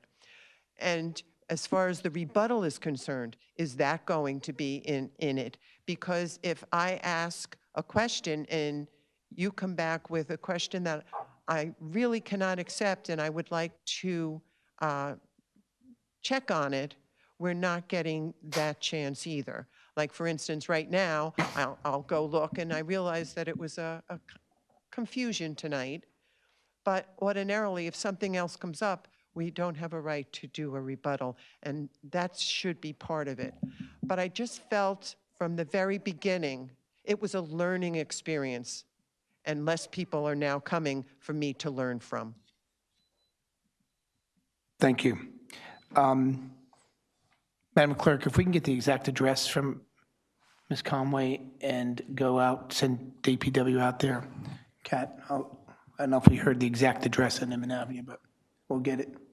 Yeah, if I will give you my card after this, and if you could just send me an email or to the clerk as well with the exact location of that along Inman Avenue, we can have DPW take a look. Thank you. Or just tell us tonight. I'll stay after the meeting. Inman and Grove. Grove to Churchill, is that correct? Thank you. Okay. All right, we'll get them out there right away. Liaison, I finalized our committees, and I'll be distributing that tomorrow. So each member of the council will get it by 12 o'clock. Oh, we're closed tomorrow. So I can't distribute it myself, but I will, well, unfortunately, it won't affect much, so since we're closed, so we'll get it out on Tuesday, but it is completed. Okay? And I'll discuss it with council members. And you asked a question, this introduction is back there, and there's no rebuttal on it. Okay? Thank you. Any other questions, please?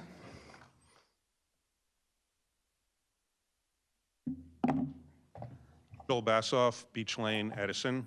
First of all, 4 cheers to the council for putting on the agenda restoration of the 6-minute speaking time. My question would be, since the council depends on input from the public to do its job more effectively, how does limiting the public's time to only 4 minutes make it better for the council to respond to the public? Another question is, there's a budget deadline coming up. The Division of Local Government Services has issued some extensions to the statutory deadlines, but the extended deadlines are coming up.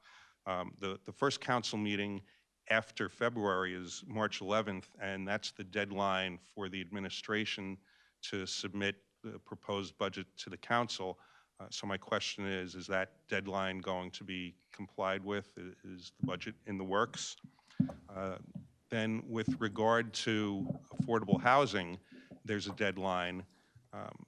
The administration opted, rather than to participate in an arbitration procedure set up by the Department of Community Affairs to resolve any discrepancies in the affordable housing numbers, the township decided to embark on a path of litigation in Superior Court. That's been a spectacular failure because the court confirmed the numbers that were originally assigned by the state. The township is going to have to provide for that number of affordable housing, which means that you have to multiply that by 5 to come up with the total amount of housing that the township is going to have space for. But in any event, the deadline for the township to present its fair housing plan to Superior Court is March 1st. So is that something that the township is prepared to comply with? And then after that, there's a deadline in April for the township to actually amend its zoning code to comply with the fair housing plan that's been presented to the court. And is that something that's in the works? Is that something that the council is prepared to comply with? Now, also under the rubric of land use, since the existing zoning code has been in existence, the zoning code has a definition for warehouse and a definition for truck terminals, and that's way out of date because now with 21st century e-commerce, there's also distribution centers and fulfillment centers, and each of these 4 types of logistics centers, the warehouses, distribution centers, fulfillment centers, and truck terminals, generate different amounts and different types of vehicular traffic, and they have widely disparate impacts on existing neighborhoods, and many of the zones where these facilities exist impact residential areas. So in previous years, the township, the council talked about coming up with modern 21st definitions for logistics centers. That didn't happen. Will the council do that this term? Those are my questions. I'm just waiting for time to expire. If you have any other questions. I'll use my time efficiently, and your time as well. Well, first, Mr. Basso, I received your email. Thank you for the very well detailed email, and I'll discuss that with the administration. I'm sure other council members, including Mr. Brescher, we're working with affordable housing. So your questions are great, and we will provide your answers to that. Do you want to make any comments first on this? No, I can't talk about the litigation itself. Okay. And I know Mr. Mancello has had conversations with Mr. Bassoff about a number of these issues. I don't know how recent those conversations are, and I don't want to misrepresent our current position. We're having Yeah, I am trying to set that up with Mr. Zingaro. He was away. He is back now, so I'm trying to get him on your schedule. We are going to go into closed session on that. So, but you have some great questions. Thank you for bringing it to our attention. You did discuss warehouse, distribution, fulfillment centers. Other council members in the past have brought it to our attention, and it failed. And but we are looking at opportunities in the residential zones with the master plan to see what we can adjust and identify. But I'm not in favor of taking any of this away from our warehouse districts that are not in the residential areas at all. You know, we're fortunate to have an assessment of $7.5 billion in assessment because of, you know, our centers, you know, and we are blessed to have what Edison has for our tax base. So I would never make a modification knowing we can never predict what the future is in the markets for warehouse to make changes. It just would be financial suicide to change their opportunity that we have in those sections. But what I will agree with you is that the residential sections that would interrupt the lifestyle of families there and the quality of life, that's something we'll continue to take a look at. Thank you. Anybody? Sure, please. Did you want to address it? No. And I forgot your budget questions, Mr. Beth. Could you hold for 1 minute? Could you stop your time? Or his budget questions, could we answer some of his budget questions for the timelines that we're going to meet? Yes, we're actively, administration's actively working on developing the 2026 municipal budget, and we will do our best to comply with the guidance from the local finance board and the new state law that changed budget introduction deadline to March 31st. Thank you. And I just want to share with Ms. Bassoff, for about 10 administrations, for 10 straight years, we never were on track more than this administration with Mayor Sam Joshi.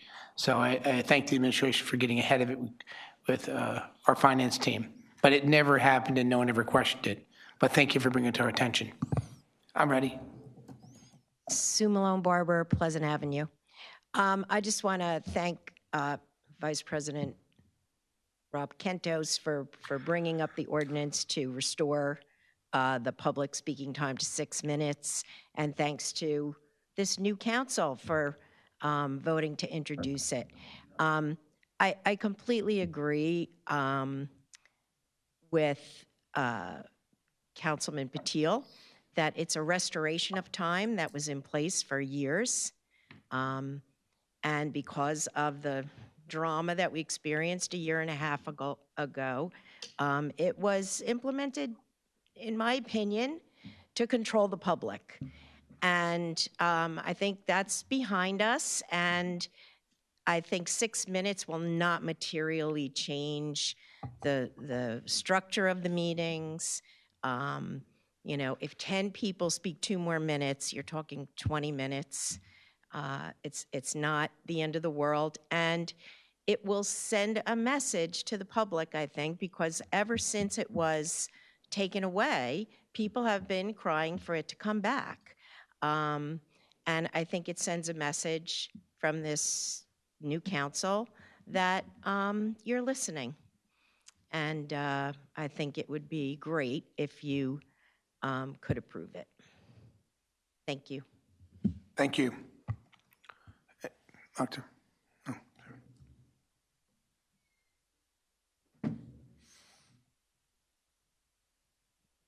Dr. Nasser, Pleasant Avenue.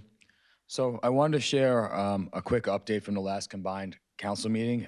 During the recent snowstorm, a car violated the snow cleaning ordinance and was ordered to move by police. A few days later, I saw that person and her sons trying to remove their 2 cars that were parked in the street. And long story short, I helped them and we're good. So I'm glad to see that that came about. Getting back to business, I wanted to talk about if we could pass a clarification amendment for ordinance 2234-2024. I tried talking to the lawyer here and we've gone back and forth, but we haven't resolved anything. I don't feel like the information there is clear enough for the planning board, for the public, for the spirit of what it was written for. Again, I want to know if all the parts have to be looked at in sum to decide on a development or not, or can the developer just use like one thing like parking or something like that and say, you know what, forget about the rest of it. Regarding the TRC changes, last time I was speaking about this and I wanted to thank Sonia for getting me in touch with the lawyer as well to talk about what my question was. And problem that I have is that it seems like the council has stripped the power from the people.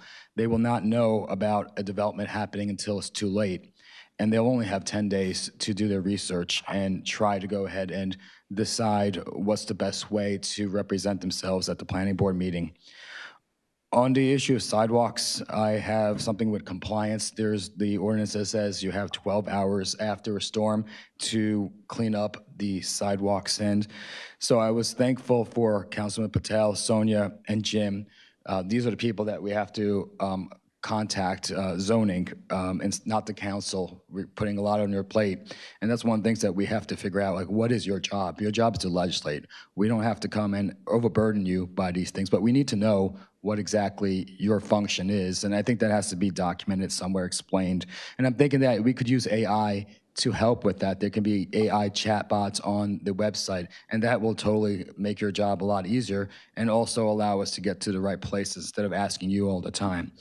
With respect to infrastructure, there are places that I've been asking since 2024 about places where, next to Woodrow Wilson, probably other schools as well. I have not looked at it. Until I'm successful with Woodrow Wilson, I'm not looking at the other ones yet.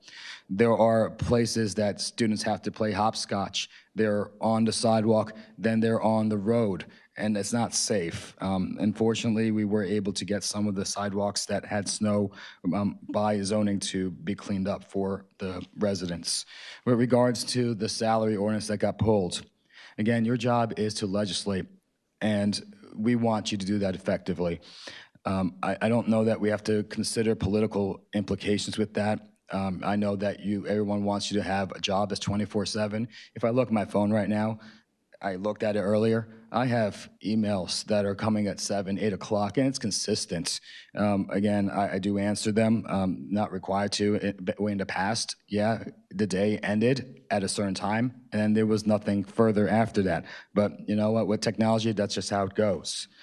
Finally, I want to talk about this. We're talking about compensation. I've seen lots of compensations throughout the last couple of years, but have we increased the salary for our clerks? They're the backbones of this council, and they facilitate by answering questions from me and everybody else, and with the Oprah that we put on them, we've asked them for a whole lot.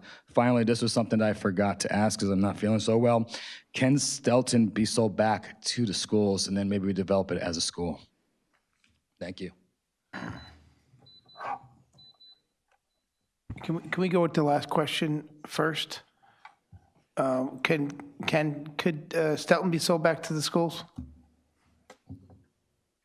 Council President. Yeah, it would have to be, there'd have to be a diversion program, and it's my understanding that since Stelton's on the Rossi, the school, whoever's purchasing it, would have to give us the same property, the same size property, but the same quality.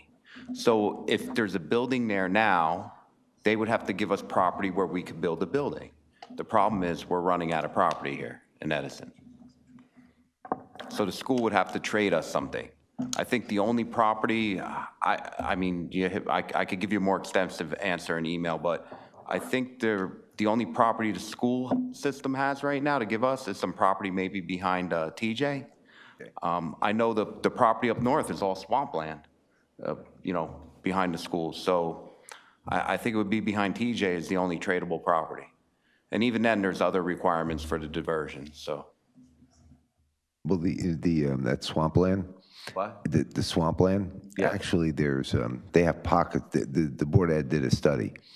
So they could actually build fields in the middle, in sections. It didn't help facilitate a roadway they were looking to put through. So they didn't do anything. But they do have areas in there that actually they could use for recreation. Right, but the quality problem here is there's a building there, a nice gigantic building. We'd need property where we would be allowed to put that building up. Yeah, TJ is their only option, and TJ is only 200 yards away. Right. I mean, you ain't getting any closer than TJ. You're not. But, at the end of the day, I don't know how the Board of Ed was working on that. I don't know what the problem was, the entire time. I had heard something about a road behind TJ, that they may have to put in a road if they were going to do a diversion, but again, that would need a complete analysis again to figure that out. Right. Okay, just on that question alone, I don't think we're ever going to sell it back to the school, and as long as I'm here, I would never recommend that. And I think a good part of this council would agree. We have the opportunity in our hands now. We sat on it this long. Let's make it something. Why they took a pass at it, I don't have the answer. Why they don't take a bite out of the apple when property's sitting right in front of them, I don't interrupt the Board of Ed and what they do, and I think they do a pretty good job. They have a good superintendent and leadership there, but it's really not up to me. But today, I think we're going to move forward and do something great there. Thank you for addressing the sidewalks and reaching out to Jim Ayotte and getting some of that done. I'm sorry not all the school sidewalks were completed. We did reach out to administration to coordinate with DPW to get to those other sidewalks. They are still out there today doing more work.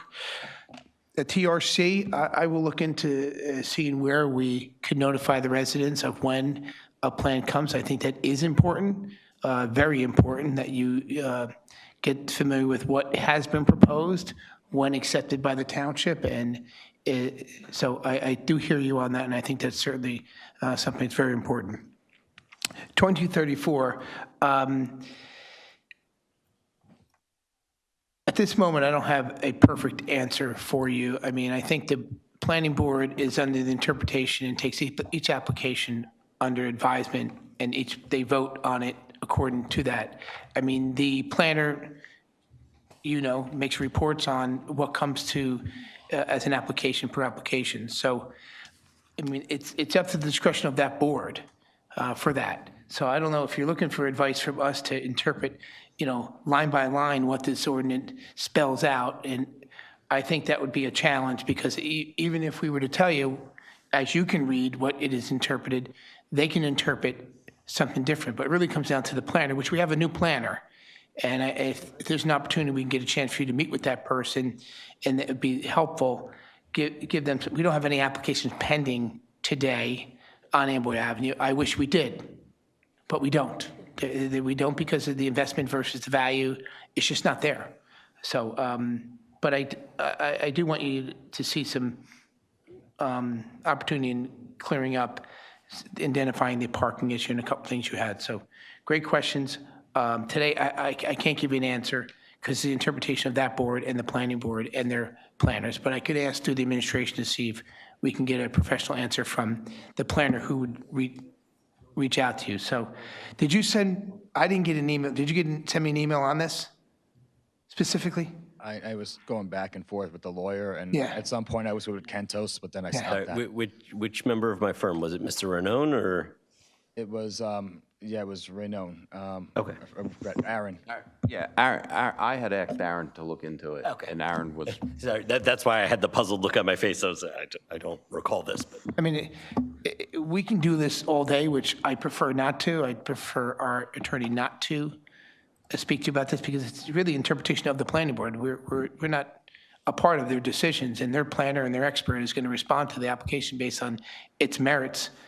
And we don't have any jurisdiction to change that. What they interpret and what they vote on. I mean, I hear your point, but I don't think we're going to be able to change what's been already modified, But that's why I was asking about the clarification amendment. You guys can do that. Okay, so let me pass this over to the administration and the new planner. I'd like to see what their response is. Is that fair? Thank you.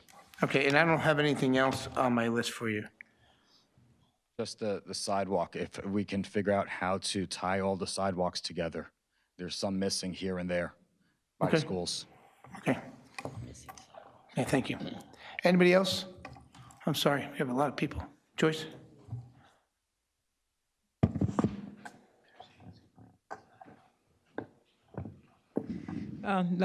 Joyce Ship, Freeman, Edison, New Jersey.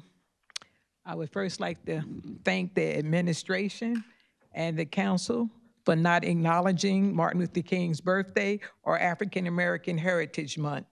Thank you very much.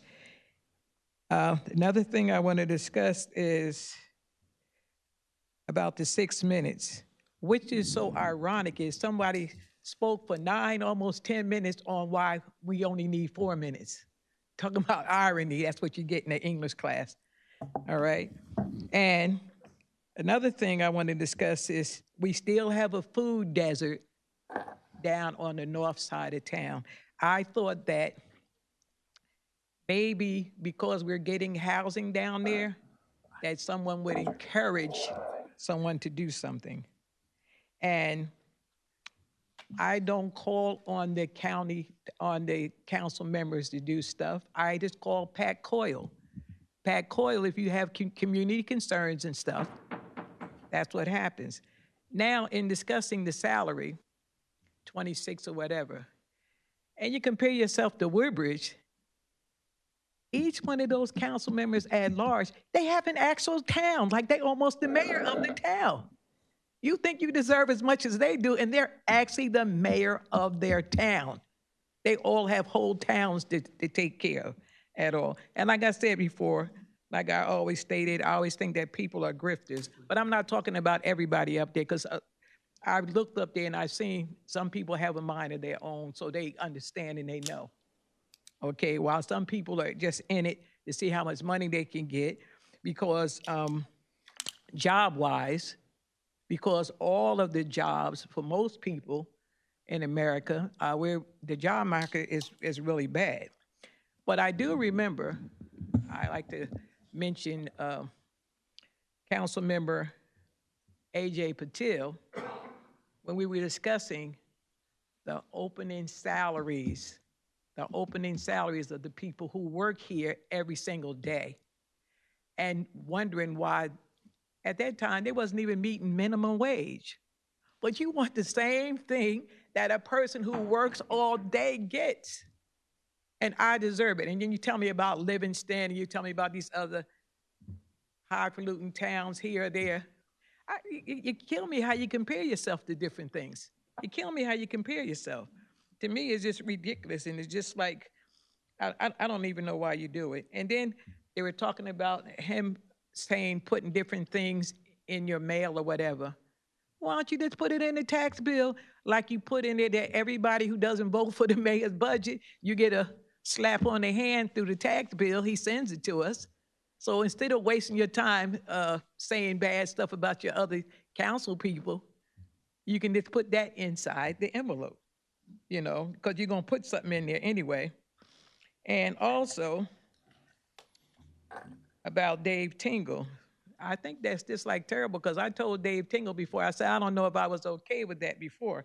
But then I realized the police opened up the contract. This is before election. The mayor gave them raises on part-time.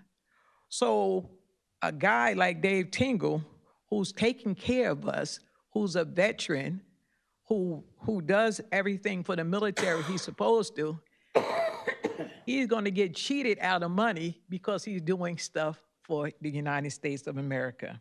So I just want y'all to just think about it. Think about the food desert and how times are hard and how times are getting there. And the time just ran out. You know, some people will use, it depends on what night it is, whether you'll use the 6 minutes or not. Thank you.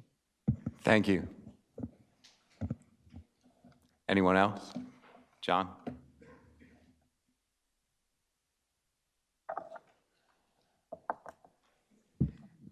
Thank you, Council President, Council Vice President. Before I begin, can I give something to Marlena to distribute to the council? Sure.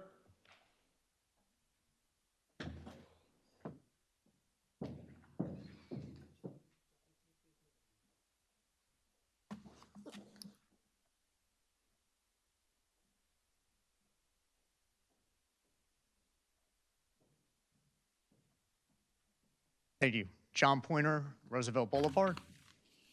Wait, you want to pause for a minute so we don't kill your time where we're passing this around? Stop this clock. Did you just print these out now?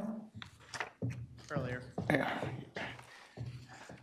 Nice. Okay, there you are. How did you afford to print this on the council's hour? Yeah. Wait, isn't that one now? Okay. Okay. Well, wait, let's wait for a moment.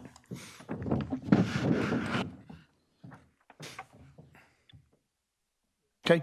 Thank you, Council President. Good evening, council members. As you know, Amboy Avenue has been a central topic of discussion for this council over the past several years. As one of the township's primary commercial corridors, its success matters not only to this body, but to the residents as well. With several additional properties recently listed for sale, I believe focus must remain on how we increase economic activity along Amboy Avenue. Over years of discussion, one consistent concern I've heard is the lack of an anchor business or anchor building that draws people into the corridor. A few years ago, the administration showed a willingness to invest in the neighborhood by budgeting to bond and purchase property to potentially create that anchor. Unfortunately, that effort was derailed by misinformation. I disagree with the decision then and still do. I believe the township should move forward with purchasing property for the purpose of revitalizing Amboy Avenue. That leads to the next obvious question: what property and what goes there? Tonight, I am asking the council to advocate and support the purchase of the J Dynasty property and construct a community center. What I've provided to you tonight is a variation of a concept I have already shared with the administration. I share it with you tonight to hopefully assist the council in envisioning something for Amboy Avenue. Obviously, I'm not an architect or an engineer, and any project would require professional design and review. I believe this idea makes sense for several reasons. First, it would be an additional social and recreational resource for youth, adults, and seniors. Second, Central Edison would get a community center to complement Stelton in the south and Mini Beeville in the north. Third, increased foot traffic could support existing businesses and help attract new ones, like the goals of the redevelopment plan. Fourth, it removes one of the largest parcels on Amboy Avenue from being developed in a way that significantly increases density. Fifth, it could partner with the nearby Stewart property to host larger community events. And finally, it could help supporting the Clara Barton Library by providing additional space for programming.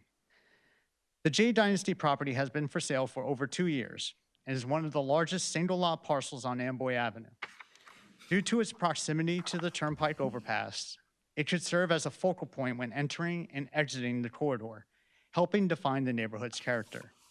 From a design standpoint, we should respect the Clara Barton history and draw from the Clara Barton heritage. I believe this type of investment could be a catalyst for reinvestment along Amboy Avenue. It aligns with residents' expectations, serves the public interest, and addresses a corridor in need of revitalization. I hope the administration, council, and residents will support action on this opportunity. I thank you for that time.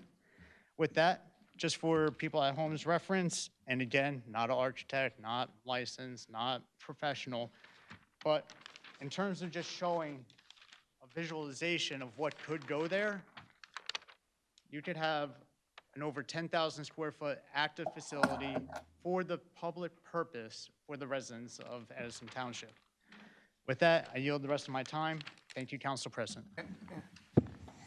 John, thanks for a great job you did on this. I remember getting an email from you. This printout looks much better than the email.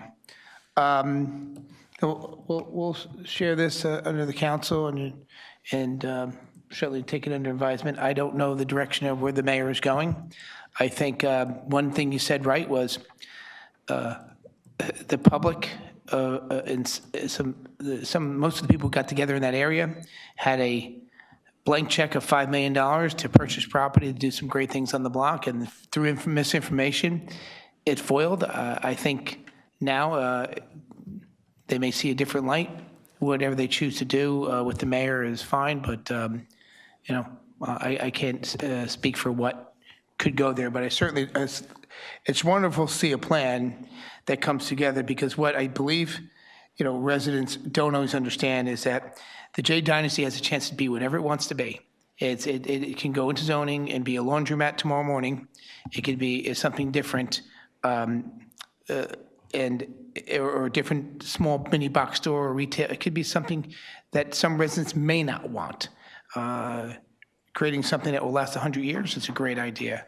So much appreciated. Let's see where it goes together. Any council comments?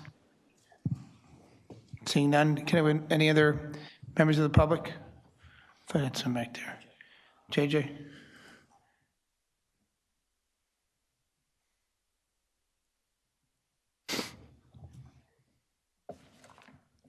Good evening, Ben's from Edison. I just wanted to appreciate the Public Works for all their hard work during this snowstorm.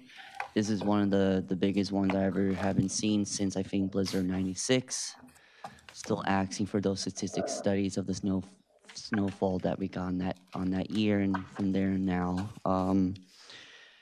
Also, I restarted my traveling agency. I'm still in training. I'm not fully set up yet. There's a lot of, it's frequent with the traveling agency.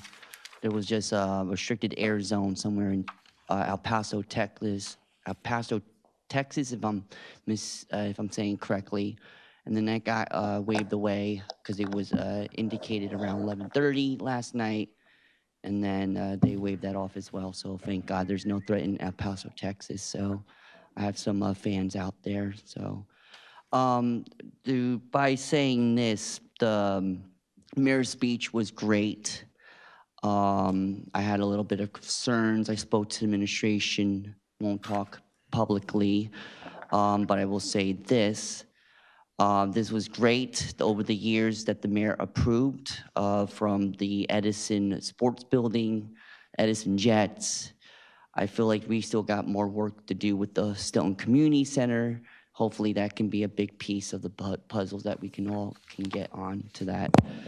Also, snowstorm, I think we should be having another snowstorm this weekend. I took a look at the Weather Channel. They said might get another 6 to 12. I'm not sure how accurate is that. If we take a look at the GFS, European, all those models as well, looks like we might be having a little 50-50. Are we going to get snow or we're not going to get snow? It's going to be 1 to 3 inches or, you know, let's keep an eye on that. Also, download the shoveler. If anyone needs help with shoveling snow, please download the shoveler. I'm also a shoveler as well. Get on the app, type in, or you can Google search it, not Google search, excuse me. App, if you have an Android, Apple, make sure you please type in shoveler, download it. If you're requesting services, they're there 24 hours a day. When there's a near shoveler person who is in your region as well. I made a lot of good money on that app, by the way, during that snowstorm. Oh yeah, I took that money to the AMC movie theater to watch the movie Mercy movie. Really recommended it. Hopefully, there's no Judge Maddox. Oh wait, I think that's him. No, never mind. Anyway, I really appreciate this moment to talk. I know I haven't been on here. I'm going to be here more frequently. At least I'm giving my 4 minutes of talking time, so I don't have to hear 4 minutes of music, if you know what I mean. Thank you, but no thanks. Let's talk, then put in the music for those 4 minutes, by the way. But anyway, I have nothing to say. Great job, everyone. And also, thank you to the fire department who came to my house this past weekend. I had a little bit of a electricity power outage down there. They also hooked up a fire detector.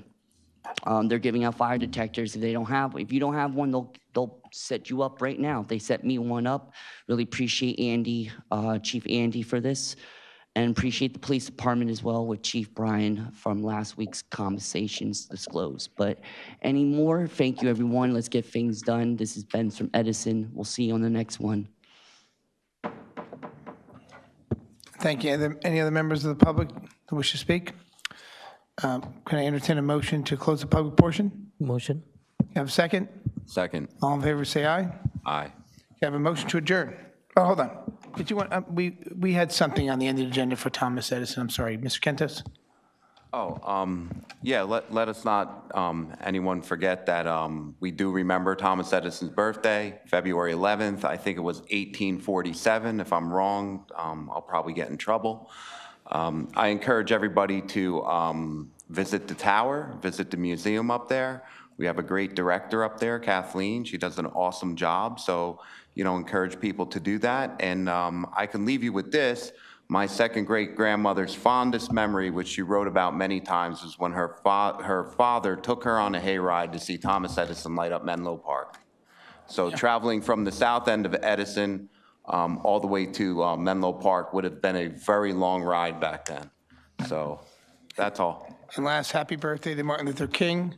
We did celebrate and have, like we've always had for decades at the Minnieville Center. We did a wonderful celebration for Martin Luther King, and we had a great turnout. Wonderful. Can I have a motion to adjourn? Motion before Brescher. We didn't adjourn. Motion adjourn. I'll make a motion to adjourn. Oh, okay. Can I have a second? Second. All in favor, say aye. Aye. Aye. This meeting's ended 9:27. Thank you.